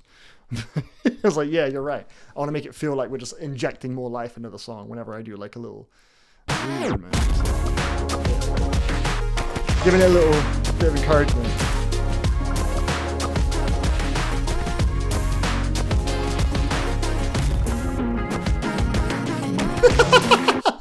Well, yeah, if you can't take it, bro, you ain't it's your loss, brother. I love it. Oh, that's great.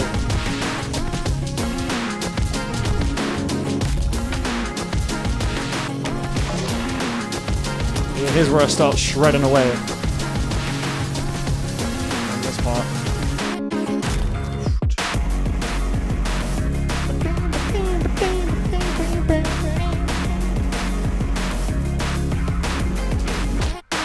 Embracing my Kerrang roots in this part.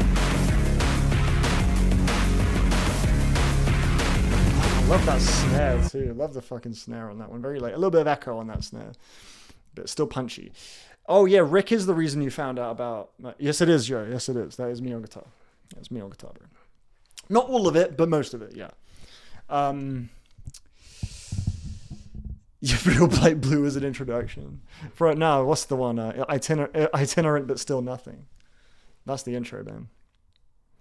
That was actually the song I played for the guys at the original venue the listening party was going to be at. I was like trying to test out the acoustics. I for some reason chose that song. They looked fucking terrified.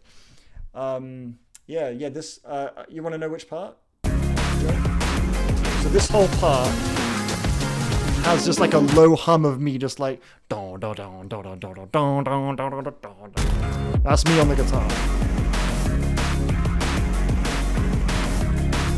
And then also the over melody of the that's me just recording individual notes on my guitar and just like chucking them in, ordering them. Oh my god, Niels. Yeah, we should get a bracket going, man. Love all the bits in this album where the drum beat switches up halfway in. Yeah, yes. Yeah. No, I love that feeling of coming home. That's another shout out to Rick again, man. He called Graceful Charity, which is the closing track on Origami, one of my older albums. He said it really feels like coming home. And that's a feeling I really love when music achieves it. Like you said earlier, Will, reaching a moment of clarity. I think that's just like, it's just a moment where just like a hug.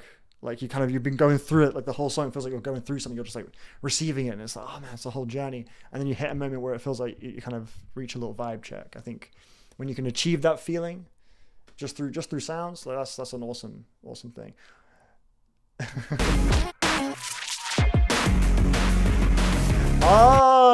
Even if you don't believe, yeah, no, true. Rusty was doing guitar on that album. I forgot about that. Yeah. Niels for sure. Would love that, man.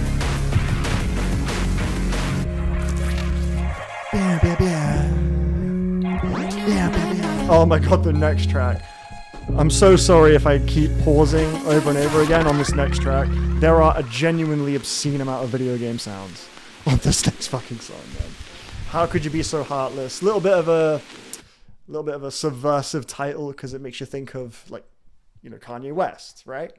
But little do you know, the Heartless is actually referring to Kingdom Hearts. Because there's so many Kingdom Hearts songs. So right off the bat, we got a Lego Batman sample. Ratchet and Clank.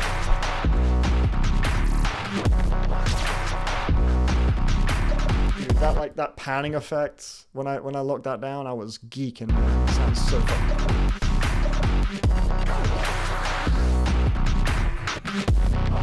You thought it was a Weekend influence? Cause I'm heartless. That's a great song, but no.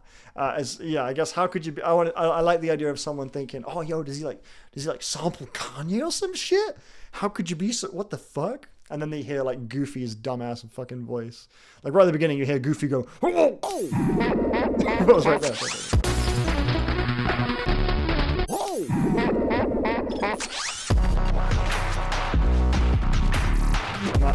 I'm a massive. This is probably my favorite snare on the album too. It's very like clanky and mechanical, and like it's not a very snappy snare. It's a pretty long, transient, pretty long like sound bite. But it just what?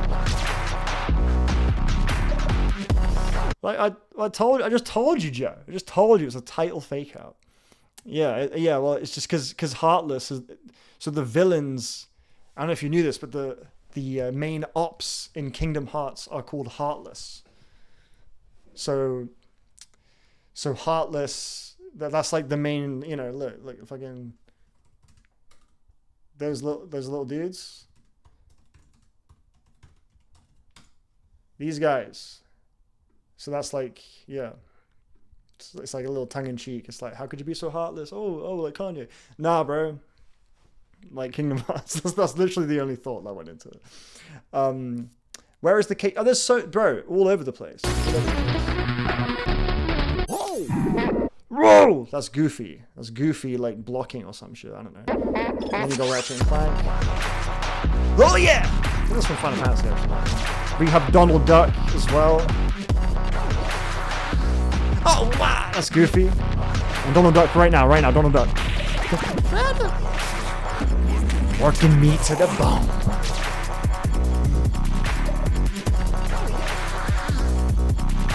Bro, you know what, Niels? I love that you're the only motherfucker that rides for that album, for that EP. Tame Your Wild Garden, that's like a lucky that shit did not like leave a dent, bro. No one mentions that EP ever except for you.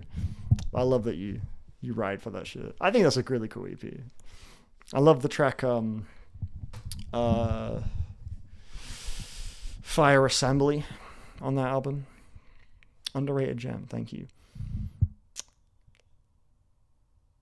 It connects thematically with the track. Yes, exactly. Top 3 Veil projects. Damn, chat.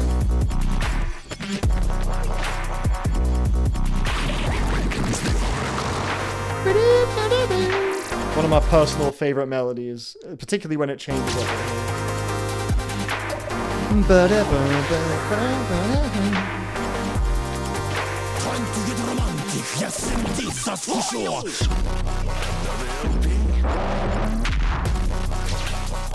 Okay.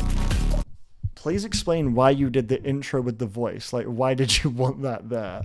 I guess because it's just sort of like wakes you up. At the very beginning, it's like you're hit with it's in this opening start, right? You got a little glass breaking sound at the very beginning, plus like it's Lego Batman. It's like a mini game in Lego Batman. This is like the theme music for a mini game in Lego, the first Lego Batman. That's what this is. And then you just hit with it's like it's like you're just like, okay, I'm locked in, and then you just immediately hit with it. Just fucking I guess I was just trying to like whiplash. I wanted the song to feel like kind of like it's just hitting you with shit, you know. But for it to also feel like it's leading you somewhere as well, you know. Anyway, Goofy had me stank faced, the hardest hype, man. This shit going stupid. This shit going goofy doofy, bro. Yeah. Hey, this shit going goofy. It's a great fake out. Thank you.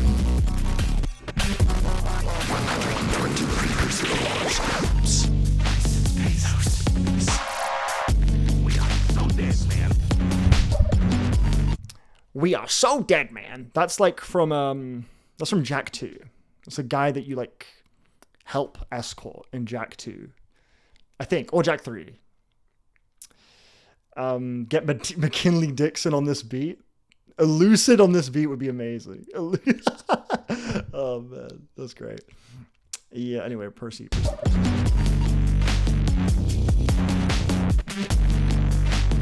Hell yeah!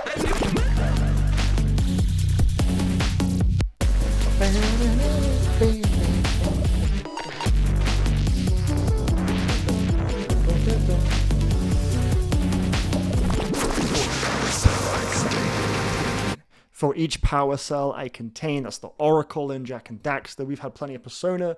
The hell yeah, a new move. That's Persona. That's Ryuji from Persona. It's all my favorite games. There's also really subtly, you can hear it right now. It's Metal Gear Solid when you select something on the main menu. You can hear it really quiet. You know that's it.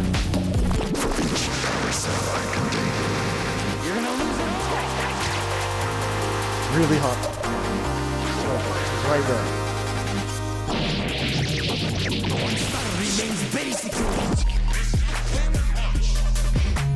Yeah, man.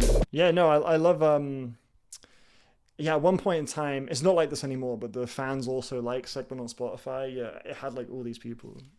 I was like, holy shit. But now it's like other really underground artists, which is great too, but yeah.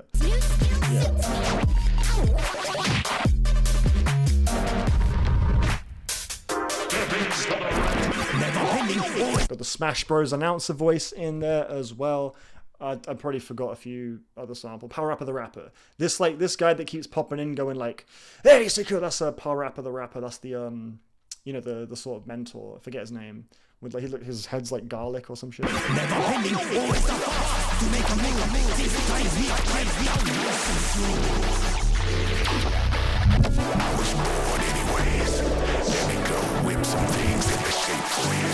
That voice is the guy who runs the shop in Bayonetta. Do you know the black guy with the glasses?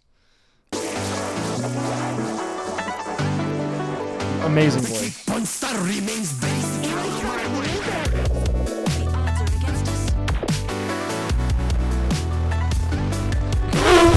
He's just listening fucking anywhere, bro.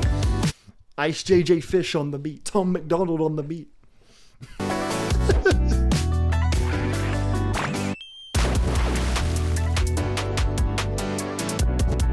Well, I love you so much, bro. You're my girl. Thank you so much for being here, bro. Have a great rest of your evening. Thank you for stopping by.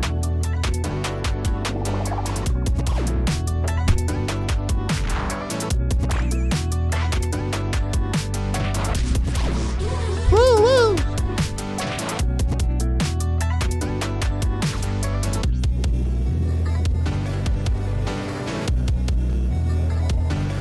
All right. This next track has been kind of grown on me as maybe a favorite of mine. It's probably in my top 3. I love this next one. It's a grower. It's like a cool down moment. It's some of my favorite chords. So that 3, 2, 1, go! That is from Sonic and the Secret Rings. A Nintendo Wii.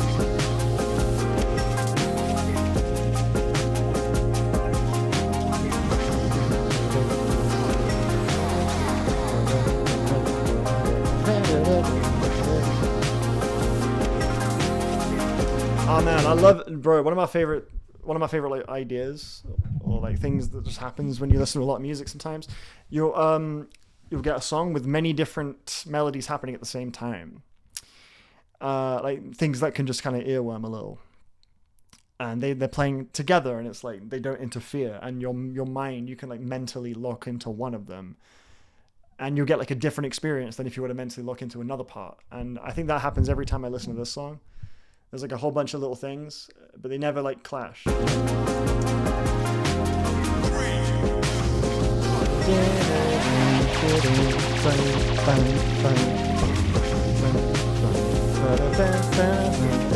like you're just being taken so naturally. I love it. I think it's awesome.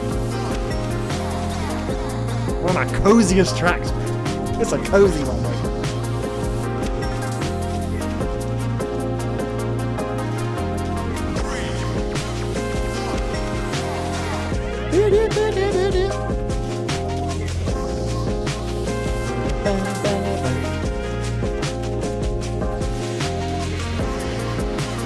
Yeah, so many like background textural noises are happening that are just sort of keeping. I think I can remember coming back to the song when I was making it, and I just remember thinking like, this beat is lovely. I'm really liking this, but it's just very like stiff. It's kind of like a little too still, and I just started adding like kind of echoey, reverby, like pad type sounds just in the background.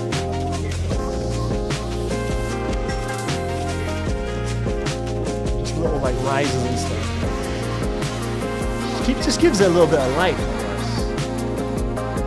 guess. Smokey McPot, hello, welcome.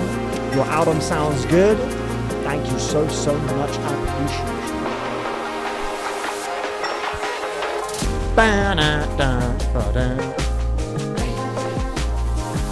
I love that little sound. Oh man!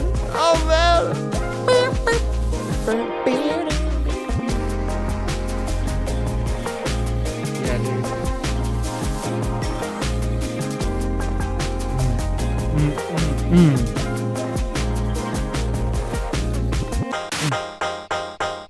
Oh my god, I gotta play for you. Dude, I gotta play for you something. I think it's currently titled Fugitive. This is what the song originally sounded like. It's nothing like this, but you can hear it's the same song.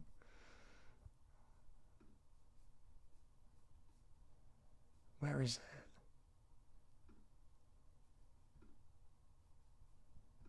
Listen. I'm gonna find it.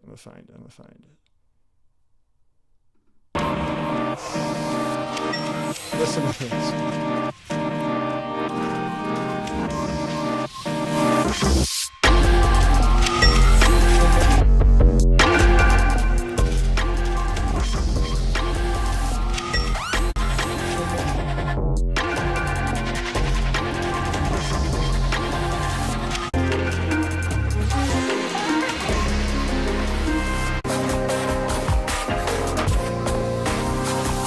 Like you can hear like the skeleton of the song, but it's like another like hard crazy song. And I think after How Could You Be So Heartless, I was like, we gotta change this up. So I literally just took out all the melodic shit from that song. Like I kept all the drums, I kept like kind of the skeleton. I was like, let me make some new shit. Let me play some new chords. Let me find a new sound palette that can feel like a warm embrace after like the craziness of Heartless, you know? Because I think that should be better for the album flow. Like that beat that you just heard, the original version of the song, it's not awful. I used to, when I first made it, I was like, here we go, yeah, I'm onto something with this. But now that I know what the song turned into, I look back at that and I'm like, it's okay, you know. But yeah, it's kind of trippy. I sometimes when I hear how it is now, I'm like, oh yeah, that sound, yeah, right, which I originally added to the song in the previous context, you know, but now it's got a new context. But yeah, I love David Guetta. Yo, don't we all, bro? What's the best David Guetta song? What song? Titanium? That's David Guetta. Calvin Harris, Did We Found Love? I can't give that to David Guetta, unfortunately. What's the one with Kid Cudi? Hey, hey. That one's fucking fire. Gray, oh my God. Glad you're here, Gray. Very, very glad you're here. Oh, yeah. The new Lorraine. I got to get around to that. I've been bumping Open My Ego and Phoebe Bridgers today. I totally forgot about the Lorraine album, but I have added it to the library. Anyway, I'm going to play the record.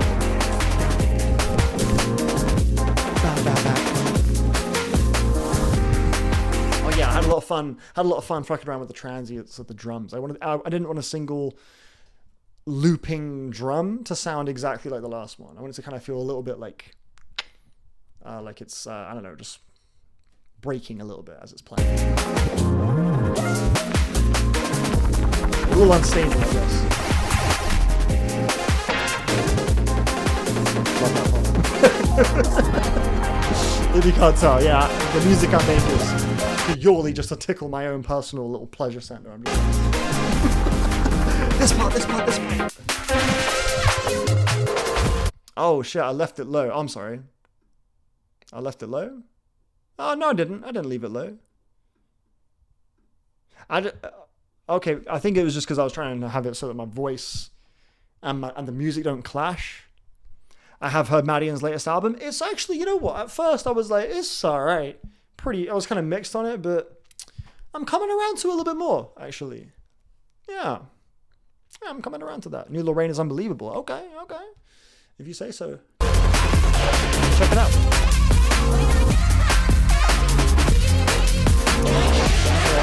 Shit, I'm such a dumbass. You said turn up the volume. That was a great opportunity for a Soulja Boy joke. I ain't your daddy. The volume good, bro. I ain't your daddy. I could have made it really loud.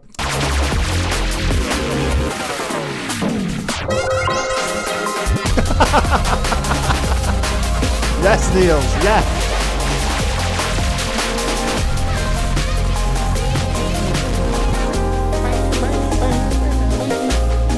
Yeah, no. Yeah, exactly. Like, you know what it is though? Like, the music you make, I feel like it should always be trying to catch up with your own taste. You're trying to reach your own taste level, and your taste changes all the time. So it's me just trying to sort of catch up to whatever that high bar I want to set for myself is. You're just sort of chasing. I think with time, your taste, you hone in on certain things you like. You understand your taste more. And I guess I think I reached a point of confidence where I started making these albums, and they started like, you know, damn, we're throwing over mono catching a stray. Is their new album not that great? Oh, don't say that. I was looking forward to that. Well, but yeah, no, but that's what it is, you know. Like, I guess I just got to a point where I'm confident enough in my taste, in my ear, that I'm gonna add like all this shit because it makes sense to me in my brain when I hear it, and you gotta have faith that means has the potential to do the same for someone else, you know?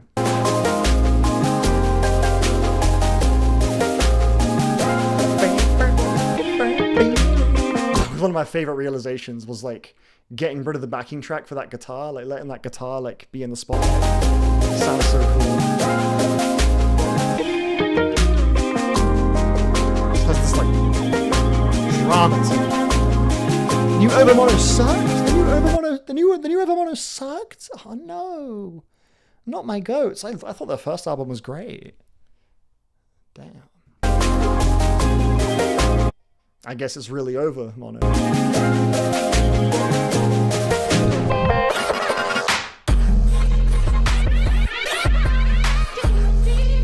Bit of fat bass for the head top. Alright. I don't know if anyone remembers this. I teased this part on my story.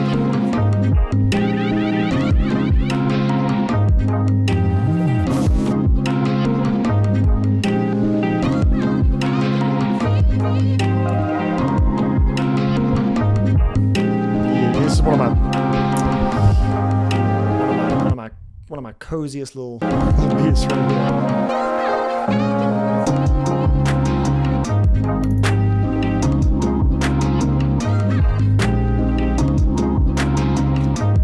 Yeah, I feel like this, like, there are parts of this album, I've seen some people say it's like moments where it gets a little like more sad, you know?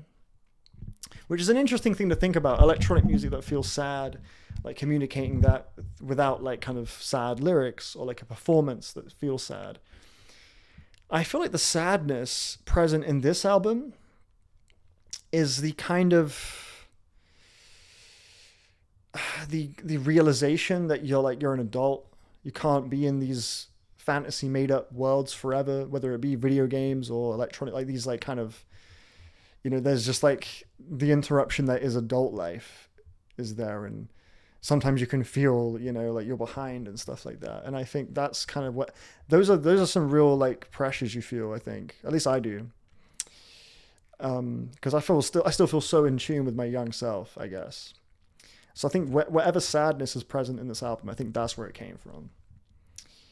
And I think that's why I gravitate to making beats that feel this way, you know?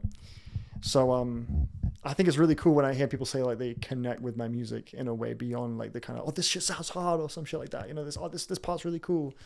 And it's like a more kind of like a deeper thing. I think it's really cool that it's possible for my beats to extract those things, I guess, from people. And that's, yeah, because that's what I'm putting into it, really. Like, it's a very healing thing to make music, even if it is like you're trying to make some hype shit, you know, just to have ideas, get them across, and have them turn into a thing and have it work.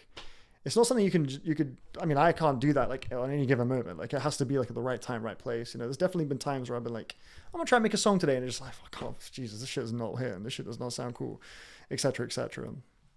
So it's a healing thing when it does come together. You do find that moment, that spark. You know, it's a really, that shit. All worries go away for just for a moment. It's like I did that, and I guess like through that process though, sometimes you got to sacrifice things that maybe you should be paying more attention to, but you care about your passion project, and that's where you're putting your time into. And I guess just wrestling with these things, it comes with this kind of this weight that you feel.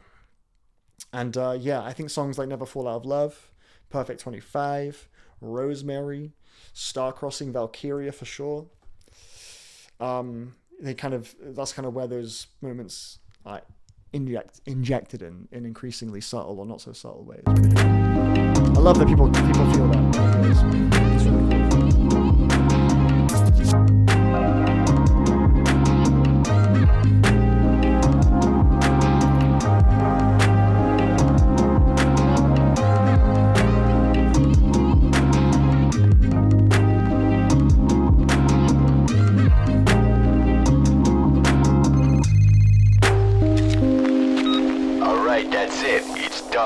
There's no stopping the hype. There's no stopping the hype. This is a Need for Speed Most Wanted.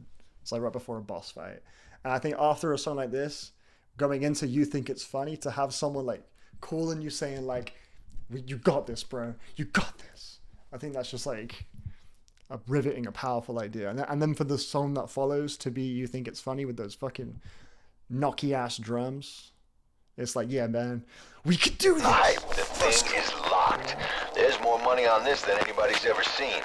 People as far Thank as you Baby so were much, throwing Sausage cash down Skin. on Thank this. you so much. Odds are in your favor. Take 'em out. Yeah. When I was deciding on the singles, it was a no-brainer. I was like, You Think It's Funny is 100% the lead single because it's a full meal by itself. Like, I think my thinking when it comes to singles is like, which of these songs on the album is received in its most flattering context when it's separated from the album, and it's just it by itself. When does the song improve in that context when it's by itself? And I decided that You Think It's Funny and A Legendary Ocean were the only two songs on this record to where you're better off hearing it that way, separated from the context. I think that because they're both just such full meals. And just coming in like real heavy with those drums. I think actually the inspiration for the drums on You Think It's Funny, weirdly enough, came from the song Dead Nature by Nujabes. It's like one of the very few Nujabes songs where the drums are like pretty like fucking heavy. I like by Nujabes standards, and I just liked how it felt when they came in. And it felt like Nujabes was like kind of trying to get something off. Like, I'm feeling this way. I'm like, damn, normally Nujabes tracks are like super sad sounding, super like earnest sounding or whatever. But yeah, like when I heard that, I was like, I want to see I want to get some just loud, smacky ass drums going and see what that sounds like. And that was the birth point for this track. Take 'em out.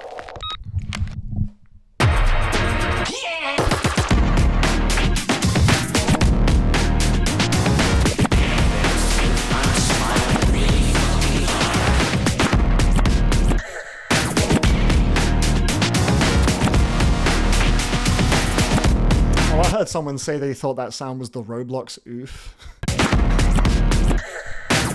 Brother, I would never. The Roblox. Not me, bro. I guess it's just the artist in me dying to get out.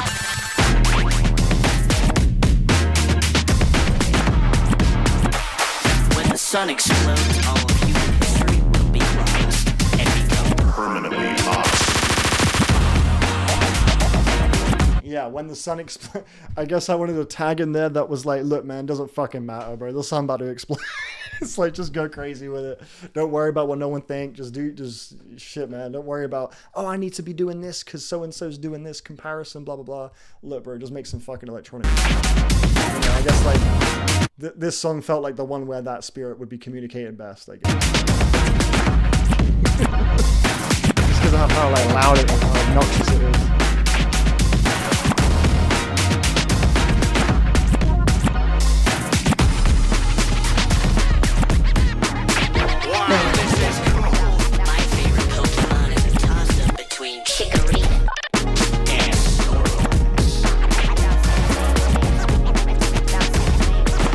Say it with me.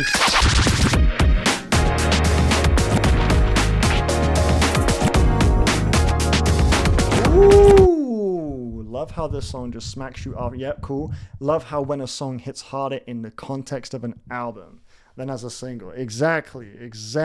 That's the best. My personal reference point for that feeling is Def Grip's Year of the Snitch, because the singles didn't make any sense. And then the album came out and they made so much sense. It was like, whoa. And there was a lot of singles too.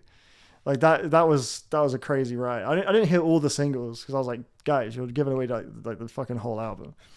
But when Streaky came out, I was like, okay, I feel like I've heard Death Grip songs like this before, but I was like, okay, it's cool, but And then it was Flies, and Flies was a bit more like kind of unpredictable and just weird and obtuse. And wasn't really much like I could latch onto it either. Like there wasn't really painting a picture in my head. Then the album came out, and when both of those songs come in the album context, it's like, oh yeah, it's just a very natural evolution from what was happening before.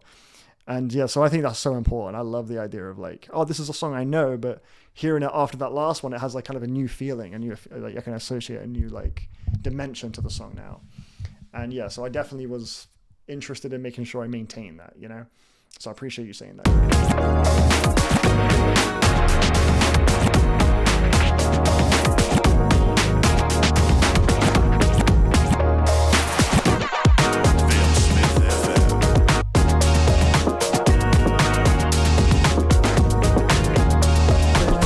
I love that little like I fucking love that little guitar note. It's like, bang. So,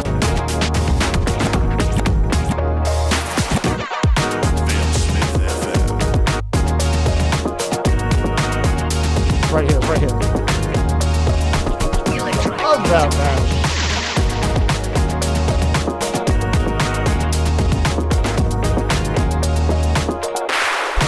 Wait, what? This hurts.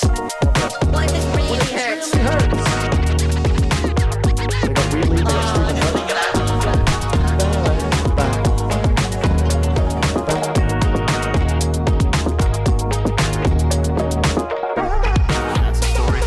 That's a story for another day. That's you, buddy.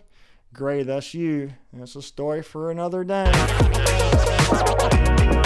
you, dog. Thank you for that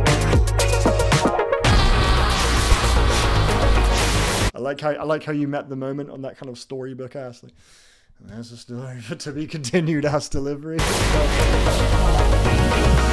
it. Well, you know, sometimes I just get a little angry.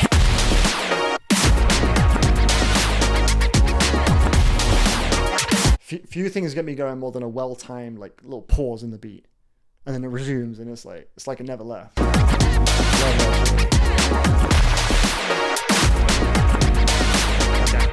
Like that, exactly.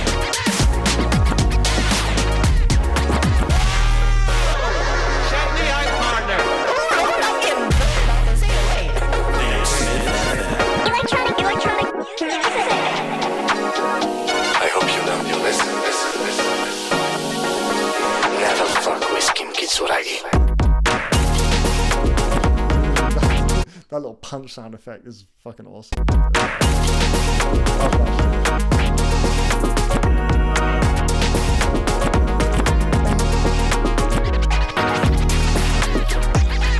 Yeah, I also found like sometimes when a beat just sounds empty, just chuck on like record scratches.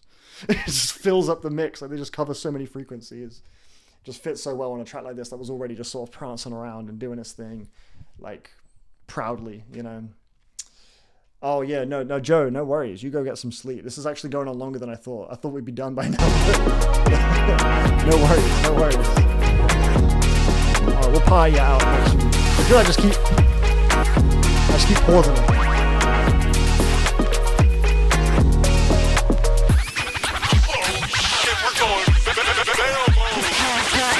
Annihilation. Thank you, Mael. Bit of Claire Obscure right there. Bit of Claire Obscure. I swear, Chorus Skate was cool, but this shit is. It was very intentional for me to put Chorus Skate there because I think still to this day, most people claim Chorus Skate is my best work, and that's great. That's great. But I just feel like I've topped it. I don't know. I just feel like I've topped it. In my brain. This shit is ridiculous, bro.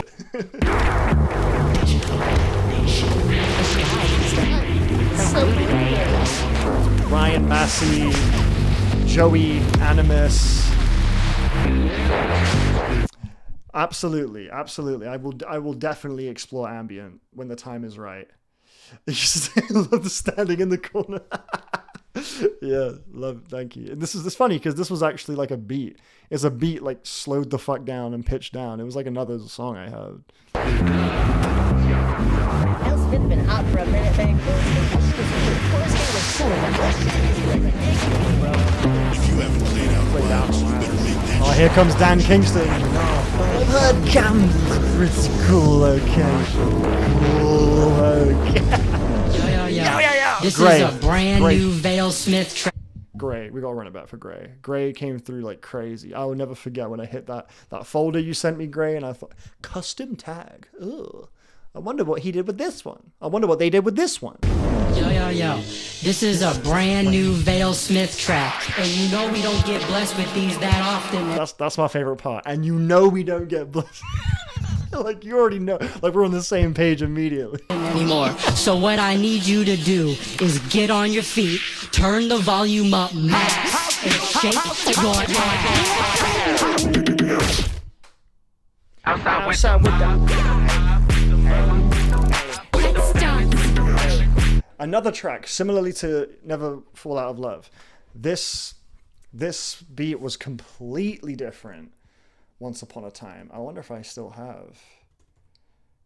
The OG, man. Do I still have the OG? I really hope I do.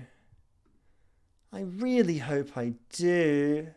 FKA Twigs. I really do. Fuck, man. The original sounds like complete dog shit compared to this.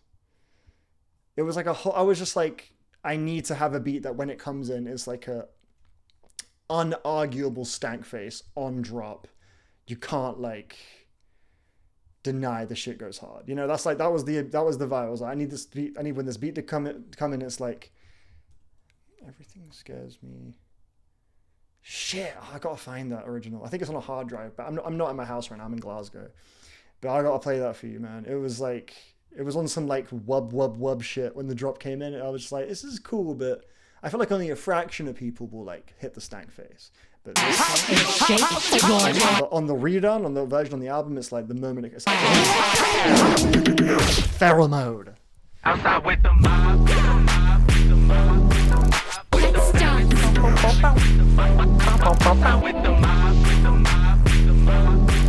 You guys can't see me, but I'm shaking.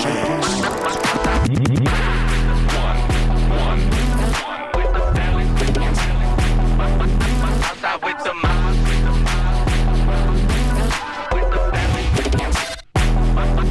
outside with the mob, Uncompromised vid. outside with the mob. Playtime's over, kids. It's time for the real deal. Chuck Persons. Is Chuck Persons the guy from that rap group? What the fuck were they called? Oh, it's like a rap duo. Was that Chuck English? Oh, fuck, what were they called? Music.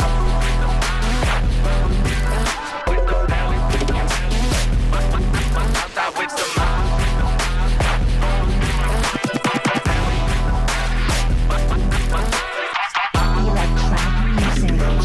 It's just a feeling.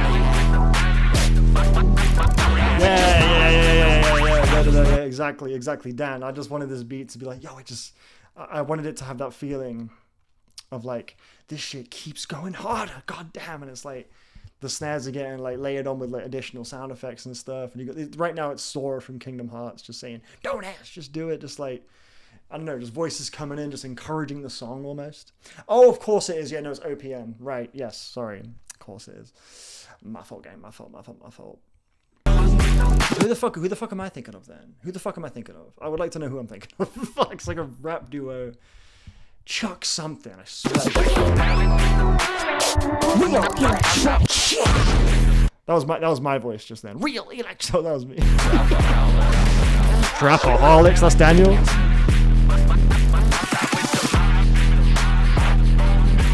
There's never been a beat that sounds anything like this.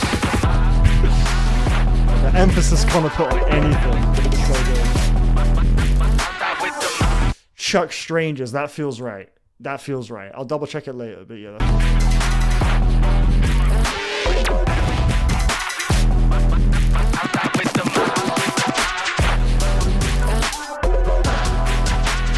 This is the other Twilight Town. with the outside with the Nice try. That's Bayonetta. Bayonetta saying that.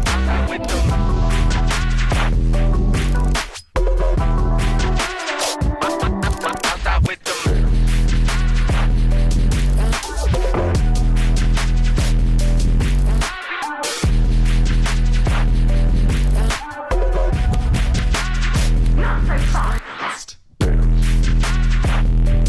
This album is one crazy ride. This album is one crazy ride. Craziest ride.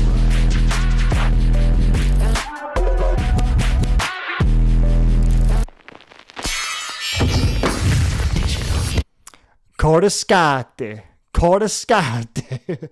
Bye, Niels. Love you, bro.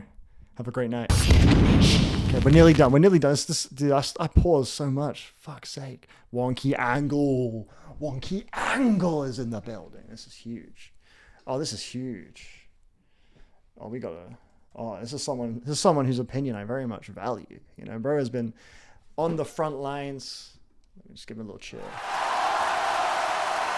Oh, and Niels is staying as well. And Niels is staying as well. You have to. You can't just leave knowing that we're in the presence of a GOAT. Bro's probably cooking up a review right now. He's not missed an album yet.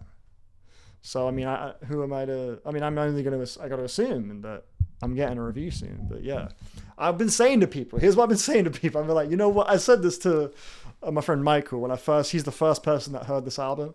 I was like, yeah, you know that Wonky Angle guy? Yeah, I feel like he's not going to fuck with this one as well. So I feel like this one's not going to be his vibe because it's like, I guess, I don't know, bro.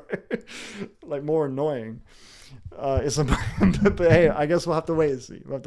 But hope you're doing good regardless if you're liking the album or not. It doesn't matter at the end of the day. I hope you're doing well in your life. But yeah, let's proceed. We're going to move on to Star Crossing. We've got the hit. I mean, Smokey, I mean, this is the longest I've taken to make an album. I just couldn't figure out a direction that I felt was honest with where I'm at right now in my life until I found this one. But, shit, really sausage skin. That's cool. But I would say as far as when I really like lock in and knuckle down and I'm just sort of like album mode, I would say like 6 months to a year, like somewhere in there, you know, because I think I think that's a good amount of time to spend on making an album because it's like you're capturing just that point in your life. You're bottling it in within reason before you kind of moved on, I guess. So you're still feeling like the excitement you had when you first conceived of whatever idea you had for the project. So like, I mean, before this album, I was making albums at a bit more of a steady, consistent rate. But this one, yeah, I took a bit of a detour as far as like the vibe. And I was like, I want to make something silly, unserious, obnoxious. Because I was trying to make some like real serious shit, like multifaceted, 9-minute long, crazy big songs. I'm not actually enjoying it. When I sat back and listened to what I was making, I was like, I'm actually enjoying it. Oh, nice. Yeah, no sweat, no sweat, Wonky Angle. I look forward to watching it. I always appreciate just the care and attention you give the albums that you review, man. Like, it's rare, you know, it's rare for people to tune in the way you do, you know. Obviously, like you've dedicated so much time to it. You are an album critic by all definitions, so you know you'd expect someone of your position and stature to be paying attention to the music you listen to. But yeah, like when obviously if anyone even like thinks about listening to it, that's like more than enough. Like no one's obligated to, but the majority of the feedback you get from people, friends online is like the odd comment like, that's fire, that's great, enjoyed that, this was cool, I like this one. It's not a common thing to receive feedback on the level I get from you. So you got to appreciate that. You know what I'm saying? Because it is always valuable. Yeah, no, exactly. Yeah, I guess maybe what I was picking up subconsciously from that initial vision for the album, Niels, made its way into this album in the form of just the textures, the eccentricities, as you put it, you know. It will be like Silk Song for me. Take all the time you need, bro, because we know it's gonna be fire. I love that. That's great. All right, dude. This stream's been going on for 2 hours, man. I can't stop just pausing and reading and talking about the album. We're nearly there. What a good story.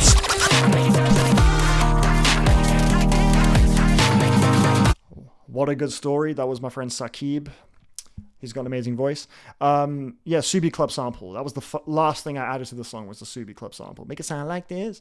The beat was cool. I was like, this is a dope song. It's missing something. And all I could picture on it when I listened to it back was I just pictured that vocal sample from the Subi Club thing. And I was like, that was the missing piece.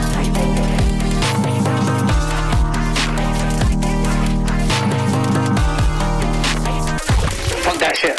vale-smith. Love that, Niels. I love that, Niels. Smokey, I really appreciate you. I love the eagerness you're sending these messages with. I feel it, and that means a lot to me. Truly, it shows that you care. That's awesome. You're a legend. You're a legend.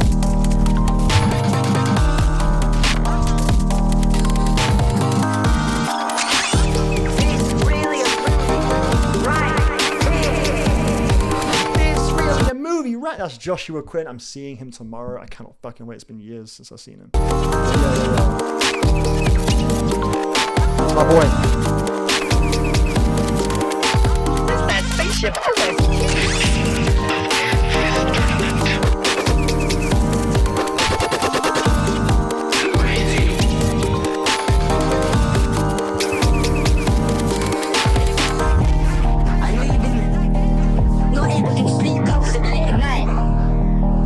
Yeah, I guess like the vibe for this song was to create a bit of a blanket, a bit of a template for me to sort. It sounds like I'm daydreaming. That's why I called it Star Crossing. It made me think of like, I guess when in like cartoons when people get knocked out and they see like stars and they're just like in like an absent-minded sort of zone. That's kind of what I wanted this song to feel like. I guess like I'm just sort of in a dream state and I'm just thinking of like things and just like that just make me smile. I'm just like in some like I'm high or some shit. I don't know. And that's why I got like the vocal samples coming in. This is a Spaceship OST, King of Iron Fist Tournament, like Tekken 3 is just, that's from Tekken 3. And then we got this part, which is my friend Joe, which is a voice message. My best friend Joe, who was in the channel, in the chat earlier, he had to go, but he sent me this voice message once because I didn't pick up the phone. He was trying to call me. I did not respond. I was busy. And so he sent me this chain of voice messages going like, pick up the phone, blood. I swear to God, pick up the phone. And he just started riffing on like some character. And he said these words. And I think about it so often. So I was like, okay, this album's like just me and my like dream state or whatever. Like all my favorite games are on it, all my friends are on it. Electronic music, you do whatever you want. It's boundless, blah, blah. Let me like be authentic to that. Like this is a voice message I think about all the time. I'd love to just immortalize it on this album. Not able to speak up to sleep at night. Learning the judge cards how to get you. Awesome now. This is Not now. There's a lot of swear words on this album, yeah. awesome now. I'm not in the like Spider-Man, New York, Manhattan. Like, do you know what I'm saying? He's saying you're not able to sleep comfortably because the Joker's out to get you, with him being the Joker, right? He's not on that like Spider-Man Peaky Blinders shit. He's on the Gotham shit. And Joker always has the last laugh. You know, you brought this to the point where we're in Gotham and you're not even Batman. You're like one of Joker's henchmen who gets defeated in 3 seconds by Batman when he comes in with the kick. So it's like on some braggadocious shit kind of, but also like kind of playful and jokey. And the whole reason he felt this way is because I did not pick up the phone. And it was Tommy shows me what I was thinking. Pinky blinders, isn't it? Pinky Blinders. I'm not none of that. I'm on the Batman shit. I'm on the Gotham shit. Tell me all that Joker always had the last laugh. Oh my God, you're bad at games, and he keeps telling you to play Elden Ring. Yeah, Elden Ring is no slouch. I wouldn't even call myself particularly good at games either, for the most part. I'm good at Guitar Hero and Halo 3, that's it. I would say I'm like adequate. I get the job done everywhere else. Just about managed Elden Ring. Just about managed. Like the Souls games, you kind of just have to like get equipped with their kind of language a little bit. You know, it just takes a minute to sort of understand what they're about. But they are very conquerable. The tools are all there. It's just a matter of rising to the occasion. And those games kind of prod you to do so, but it's definitely hard. Bloodborne is absolutely the most like unrelenting Souls game. Like that, the intro to Bloodborne is extremely like spiky. Like you can get turned away very easily. Yeah, Bloodborne is like, yeah, then they don't give a fuck about inviting you into like the journey or nothing. That one. Vale is good at the game of life. Oh man. Oh, I just thought of the game. I lost the game. Just the point that you brought this to the point of being a Gotham, isn't it? You're not even Batman, man. More than like a Joker's henchman that gets like defeated in 3 seconds by Batman when he comes in with the kick.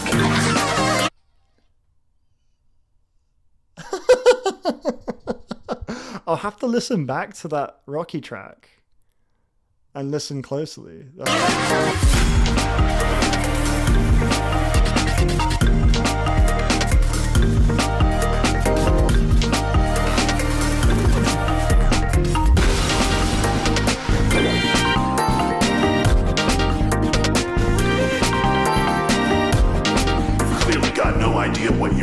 forward. This is about to get absolutely disgusting.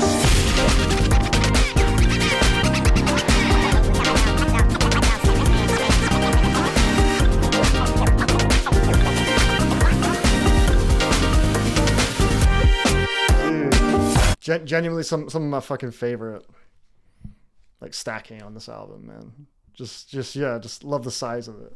Is you really you believe it. You meet this song on its damn level, bro. I fucking love it.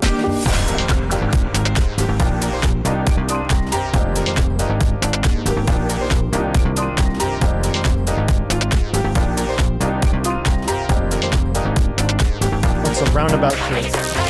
Yeah, it's like a little carnival. Yeah, it's like being waken out of that dream state, you've just been reminded of all your favorite things. You just want to like relish in it or something. You know, it's like, yeah, I think that's, yeah. I mean, like, it's like I don't ever storyboard out the songs I make. I guess I just kind of like plunk down whatever instruments, plugins, samples that feel right in the moment, and I'm just like truly just always just listening to my gut and letting the song kind of take me. You know, that's really how it goes. Great, you also hear this Rocky shit? I gotta run it back. I know that song, but I can't like place the similarity yet. I guess I'm not familiar enough, but Marimbas of Fire, that was a surprise to me how well they worked on this track. I just sort of flicking through sounds. I was like, let me try some marimbas. And it took me like a few loops of that segment of the song for me to realize this actually super works. Like, I was just sort of adding them as a joke initially. I was like, I don't know what to put here. Let's try some fucking marimbas. I was like, let's keep that as a placeholder. We'll figure out the real sound later. But then as I listened back, I was like, no, these marimbas go crazy. Yeah, so yeah, I'm glad I stuck with that. Oh, Smokey, you shouldn't have asked that question.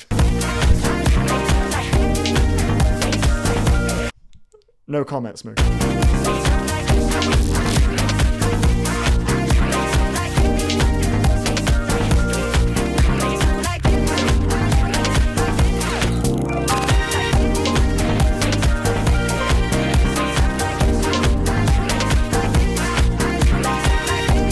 Genuinely wonky angle. This shit's underrated. I underrate the fuck out of them type of instruments. Bro forgot the time.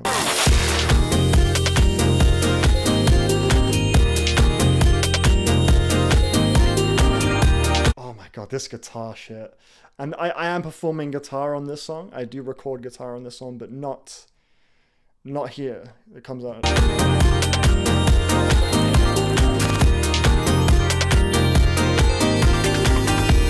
Noted, Greg, noted.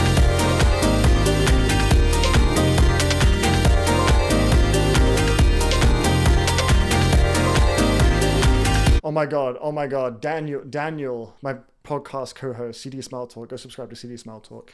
My lovely podcast co-host, Daniel, I was like, I want to get you on the album, man, like, get us like a tag on there. He was like, yeah, no worries. And he came over to do the podcast. He was like, I got a tag for you, by the way. I was like, oh yeah, what are you gonna say? He was like, you'll see, bro. He's always on this mysterious type timing, bro, where he's like, doesn't want to spoil shit. I don't know, but yeah, he's like, yeah, you'll see, bro, you'll see. And then we do the episode. He's like, I got to record my tag. I'm like, yeah, cool, okay. And I'm just like, do your thing. He wants to surprise me with it. And he puts the headphones on. I play him a track off the album. I think I played him How Could You Be So Heartless, just to sort of get him in like a tag kind of headspace. And what does he say? What does he surprise me with? I cannot overstate how loud this was in my fucking dinky bedroom at home. It was like fucking jump scare level volume. He screamed this shit. Right, I'm trying to fucking do one. Fucking terrified me, but also I was crying laughing because I was like, why did you just say pierce the veil? Oh, right, because vale-smith pierced.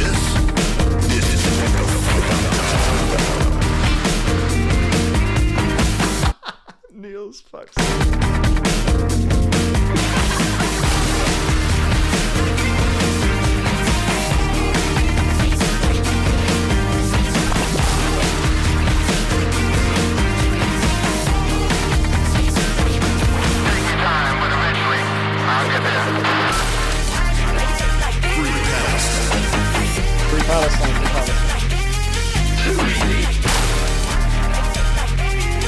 Yeah, I do still have this shit. I do still have this. So he's listening to the song right now. He's gearing up. He's hyping himself up. Shit, can I just hear one of the songs? Like, I need... Piss the veil! Piss the veil! Piss the veil! We're trying to pierce the eardrums, bro. Piss the veil! Pierce the eardrums.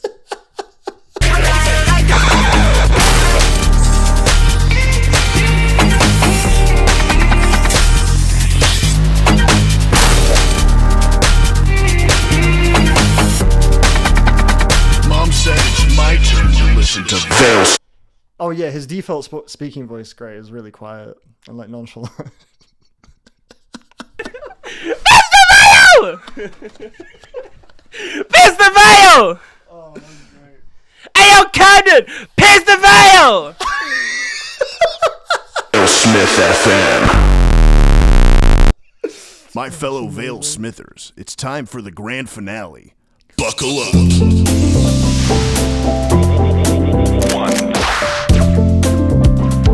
Oh my god, I've never in my life wanted someone to be the tracking webcam. I couldn't turn it off, but Loki, if it's working for you, cool. Valkyria. Final track on the album, this piano line right here. The one that opens.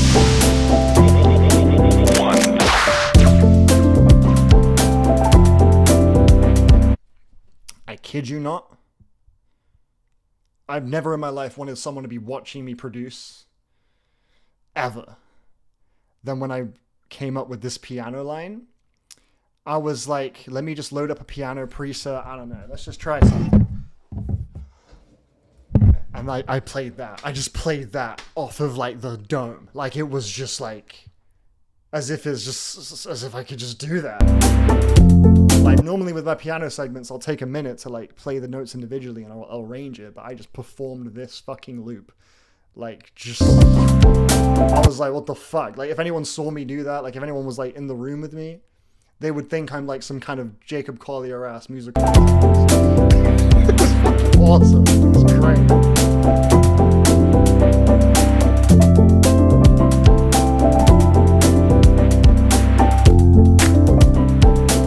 That's one of my favorite scenes of all time. That whole ending stretch of the last Lord of the Rings movie where they're just like saying goodbye for like 40 minutes is like genuinely peak cinema. So that's huge praise. Thank you. This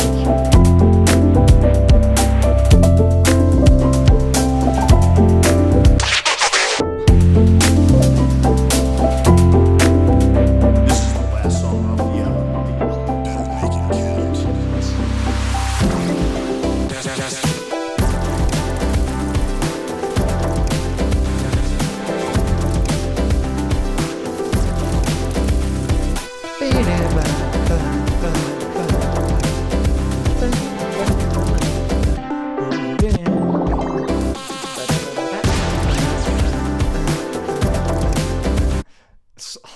So many moments. This groove only takes up a small percentage of this track, really. But I could listen to it forever. I love this groove.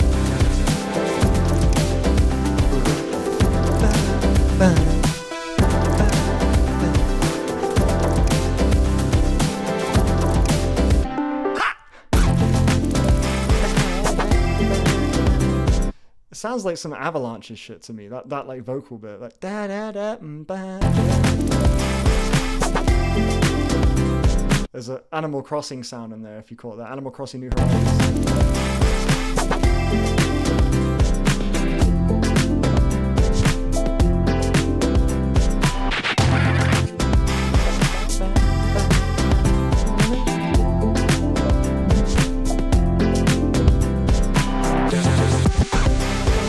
And this is my single favorite melody on the whole album. There's no contest. I've got loads of melodies I love, but this is my number one, is this melody right here. I love it so much.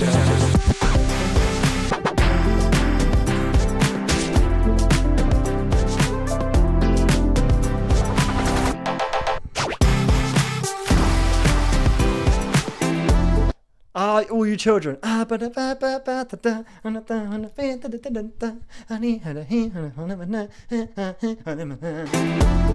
a fucking banger. Oh man, don't POV, you make the mistake of mentioning Jamie XX around vale-smith. Bro, that melody. Like, bro, oh man, In Waves is in my car right now. That's been in the CD in rotation for like weeks at this point. Love both of those albums. In Color is in my top 5 of all time.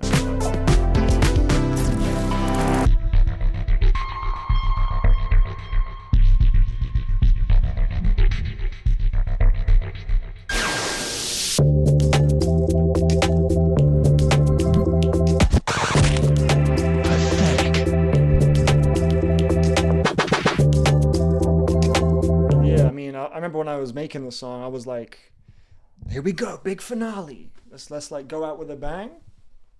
And then I was like, all right, let's build the track. Let's see what we got. And then I landed on this beat and I was like, oh shit, this is like kind of really quiet and intimate. I was like, okay, maybe this will be like the sort of bridge to the big finale moment. And then I was like, I don't think I want to do that. No. I think I want to end the album like this, bro. You win. A nice little send-off, like a plane flying off, sunset kind of vibe. Like, this is perfect. Why would I fuck with this moment right here? So I was like, cool, I'm gonna let it play. And I'll fuck around and have a little dance on it too while I'm at it.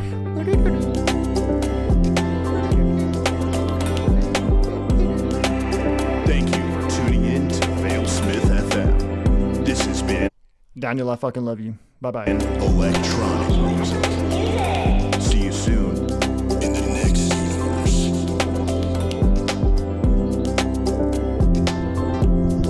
Next universe. I love the idea of each album is its own fucking like universe. I feel like calling it a universe makes it Tekken sample. Yeah. And there's a few. You win. Yeah, that's right. But yeah, like calling it a universe is like, it's like honoring it as like this world, and yeah, it just gives it like this sort of dramatic like excitement. It keeps the excitement alive even after the album's done, like as a final moment. Tekken 3 is the first game I ever fell in love with. I remember being like 5 years old and my mum said, all right, Camden, enough Tekken 3 for today. And I could not compute what I just heard. I was like, that makes no sense. I've been playing this all day and I've been having the time of my life. Why would you take that away from me? What the fuck? I remember just like what? Like, why? I don't get it. This is the best thing ever. And you're saying I can't have it? I was fucking fuming. I was sad. I was crying. Mind you, I had probably spent like the previous 7 hours of the day unlocking all the characters on I love that game to shit.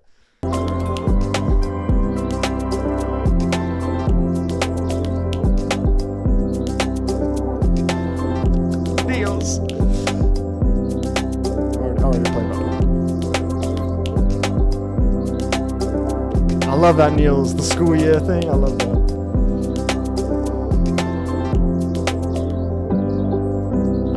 That's the end of the album. Guys, thanks so much for listening along with me. I hope that was an insightful listen along with my commentary and on stuff like that. I didn't mean to go on for this long, but I had a great time. And I'm going to archive. I thought it'd be a cool way to archive this conversation, to come back to. So that I have on my channel a video where I'm going over in real time, like how it feels for me to listen to the album a little bit. You may observe in the title of the stream, I think I put the word B-side. Yeah, I put B-sides. Because my plan was to do this and then play a few B-sides from the album, songs that didn't make the cut.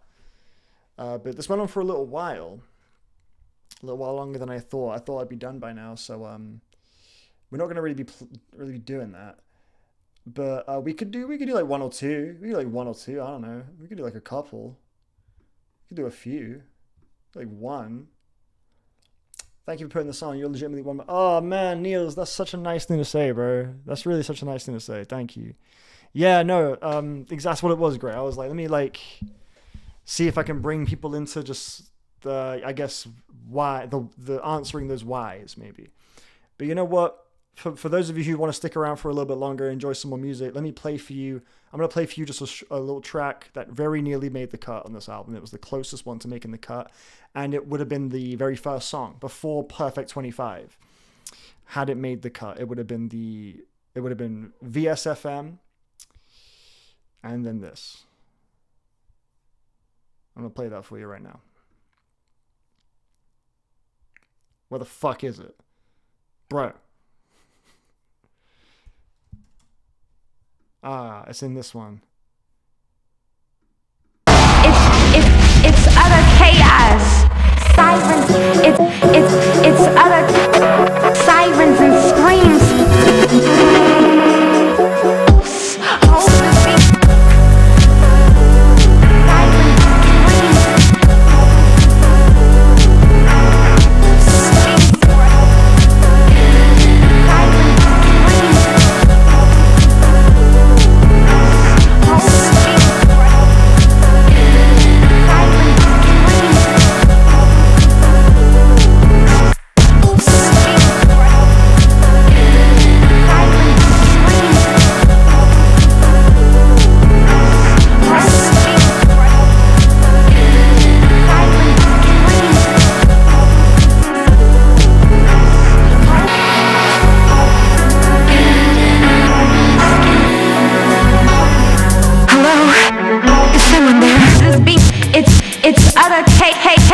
See, the thing is, all I'm thinking of right now is I can't concentrate. Electronic music.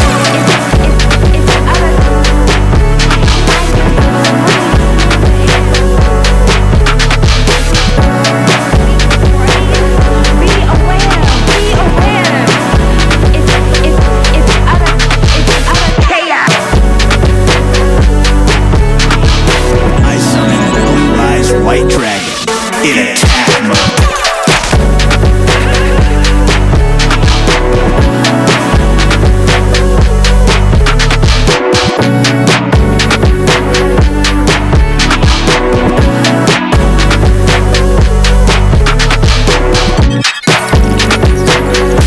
Search and destroy.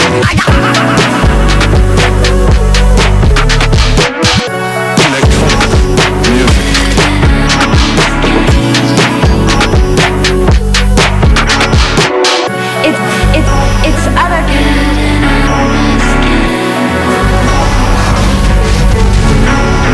What a good song.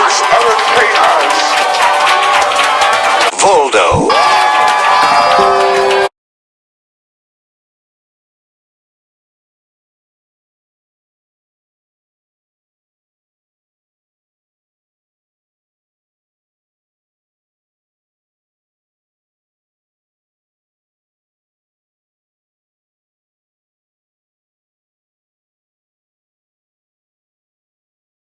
Sorry, yeah, my fault. Forgot to,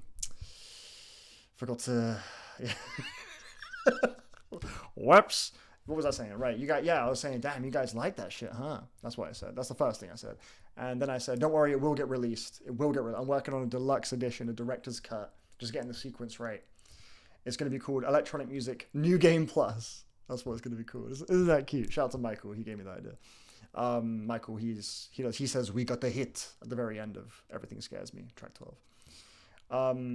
So that song will come out. You guys fuck with that, yeah? Yeah, okay.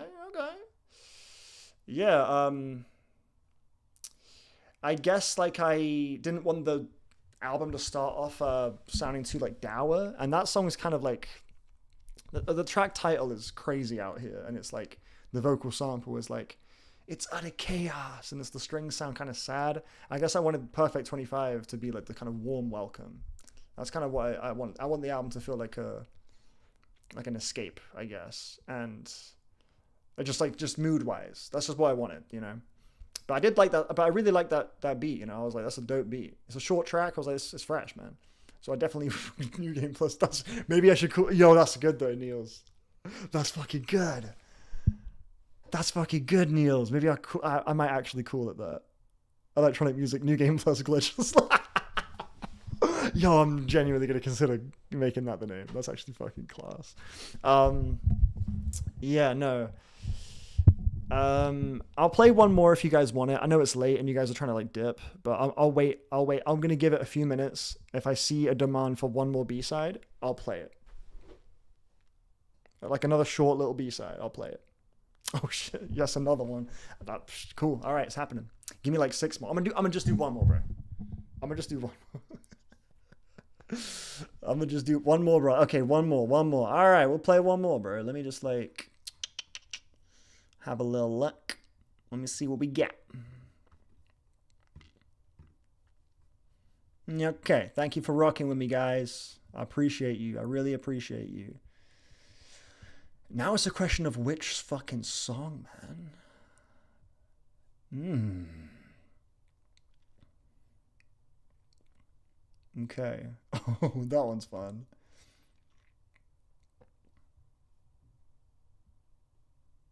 Okay.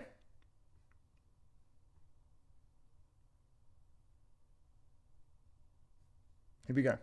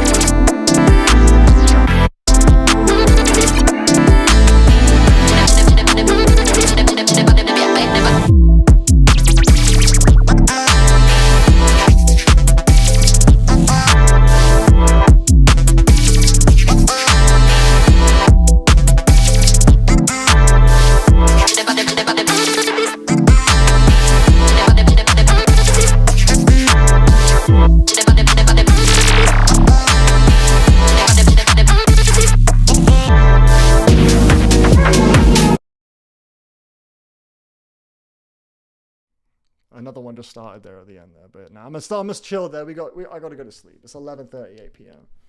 I gotta go to sleep. Misremember. I've got my fault, gang. My fault. I didn't catch it in time. I didn't pause it in time. Misremembering. Yeah, I'm stacking them up, making sure I got material for future misremembering albums. The next misremembering will definitely be unlike the last one. The last one was literally like made up of tracks I had never even like hit bounce on, like tracks that were just project files.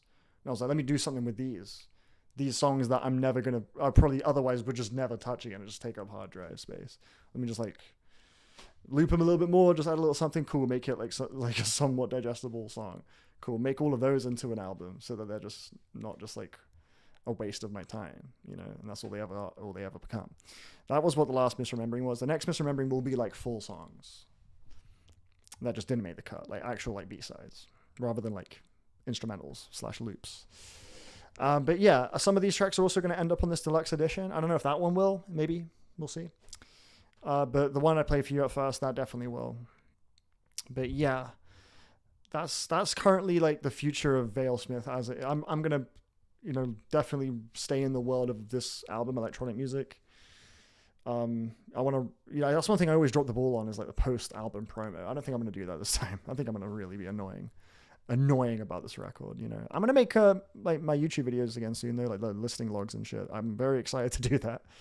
But yeah, deluxe extended edition. Yeah, no, it's cool. I'll make sure y'all get some good music. I'm definitely, I want to try at least from this point onwards, if not from beforehand, to champion myself as an artist that will only put it out if it's like worth putting out and good. I'm not just gonna check out something I don't personally also enjoy.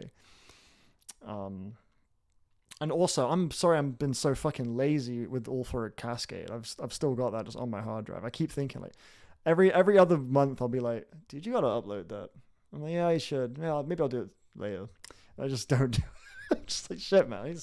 Someone needs to like slap me in the face and just like I want to do it. I actually do want to do it, but I just like for whatever reason just hasn't happened. But I, now that I'm like in promo mode, in like musician mode, I'm kind of seeing the reception to this album and people are really connecting with it, and it's been nice to see. Maybe this will be like the push for me to just get off my ass and do it, so that it's not like just lost media. But yeah, cool. That's gonna do it for the stream. Thanks so much for chilling with me. And like more than that, like thank you for like paying fucking attention and caring and like anticipating vale-smith stuff. Like actually like it's a thing that's conscious on your mind and not like that's just awesome. It's really awesome. Zane Lowe interview with vale-smith. Hey yo, that's something that is going to be happening though. I'm my friend Michael, who I mentioned earlier. I mentioned him throughout the stream. He wants to do interviews with me as like a part of the promotion for this new album. So yeah, there will be like interview type shit coming soon as well. No, but since you mentioned it, might as well just mention that. But yeah, no, you're all good. You're all good. I know. Yeah, no, it ended up being a longer stream than I expected, to be fair to Goofumi. But thank you for being here at all. But yeah, I'll shut up now before I ramble on forever and never actually end the stream. Thank you all so much. Have a wonderful rest of your weekend. Catch you on the next one. Bye bye. And Wonky Angle. The moment that review goes live, bro, I'm on that shit, and I cannot wait to see what you make of it, what you take from it. Have a good time listening to it.